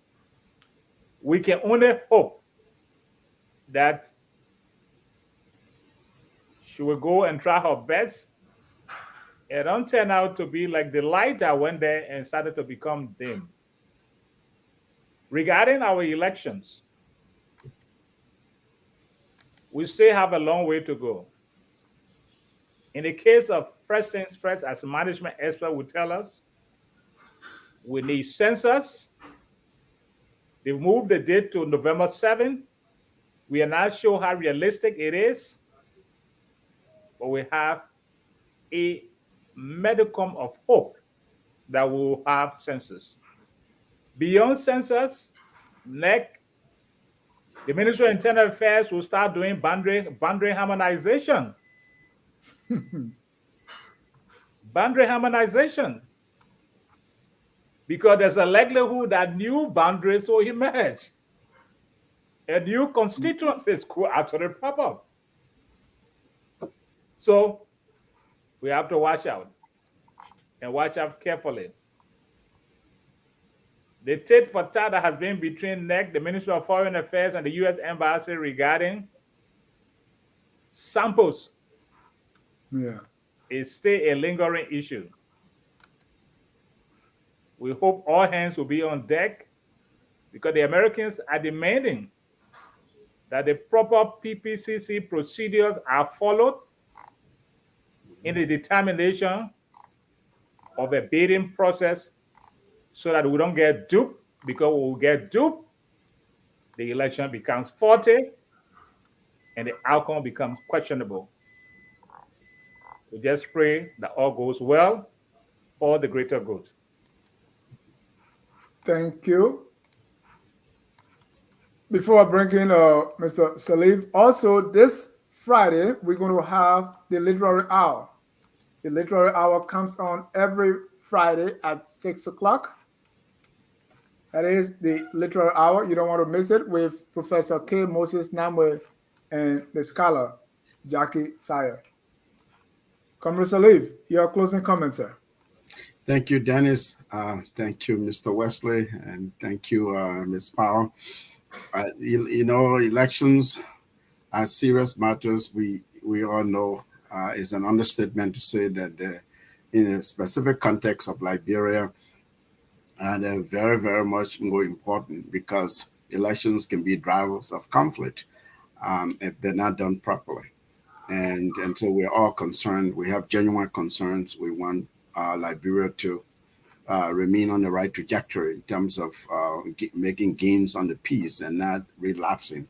And so when we speak of elections and what's happening in all these matters, we're not just saying it because they're entertaining, but because it's very serious, very consequential. So I just wanted to put that out there, and I always appreciate the opportunity to try to engage in these discussions, to encourage good practices, so that we don't have problems in the future. In terms of what is left, like I said, never really interacted with her previously, but from what I read in the public, and now just listening to her, she seems a very serious professional. And we want to encourage this in Liberia. We want to encourage this anywhere with our women folks, and to be inspiration and role models to our daughters. And so I wish her well. However, like Mr. Wesley said, she's contesting in a very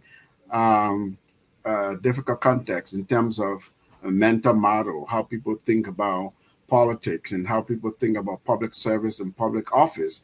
And what we're seeing, most people go to public office not for the sake of public service, but self-service, rent-seeking, self-aggrandizement, and that ought to change. How she intends to change that as a lone voice is beyond me. We're seeing the struggles that Mr. Dillon seems to be encountering, right? There's that back and forth with his supporter himself, whether he signed for 30,000 or not. And just, it's just a difficult context, it seems like. And that, it I think exemplifies sort of the larger context and the larger society of Liberia, what we're dealing with. How do we engender good governance? How do we really help this country to begin to get on the path of getting out of some of these difficult spots? If SM Brussels of all airlines can cancel, if that news is true, it's really catastrophic. It's a sad news of its magnitude, because SM Brussels has always been there during the difficult years, during the Ebola years. They were one of the few airlines, international, maybe Royal Air Morocco, which was always the regional carrier, but SM Brussels has been there. Liberia's connection to the international community. If they have major concerns, security concerns, over the standards at the airport or the lack thereof, this is a wake-up call to all Liberians at home and abroad. If it's not, I don't know what else we're waiting for. We don't want any disaster on our hands. So it's really a shame. It is sad. It's something that was avoidable. And it's beyond me that we've reached this point, even for them to contemplate. And if only social media reports are true, this is something to be of great concern to all of us. So, it's a sad note that I'm ending on there, but I've been thinking about that the whole day since I read about it today. So thank you again for the opportunity, Dennis. This Thank is you so much. Dennis, just before you zero in, you know, I'm a student of history and I take very keen interest in historical antecedents. In 2018, the head of President we have visited to the United Nations. He recalled Ambassador Louis Brown. In 2022, a head of President we have visited to the United Nations. He has named, on the eve of a visit to the United Nations, he has named a new ambassador. These are the kind of historical antecedents we want to take interest in. what do you read in that? What are you reading in that? What's the history? No. It simply tells you. Okay. It simply tells you that we are diplomatically wrong in terms of what we do in our diplomatic cycles. Okay. Mind you, Jeff Duana is a fine diplomat. He's been around for many, many years. But the timing is just wrong. Thank you, guys. On that note, I want to say thank you so much for coming. I want to thank our viewers for always being here, focused on Liberia, where we educate, we elevate, and promote all things Liberia. Until then, we close with our song that says, we are all Liberians. Whether you support Wadei or Solomon George, we are all Liberians, and let us do whatever it takes that our country becomes the glorious land of liberty. Have a good night, and God bless. We are Liberians. Liberia is our home.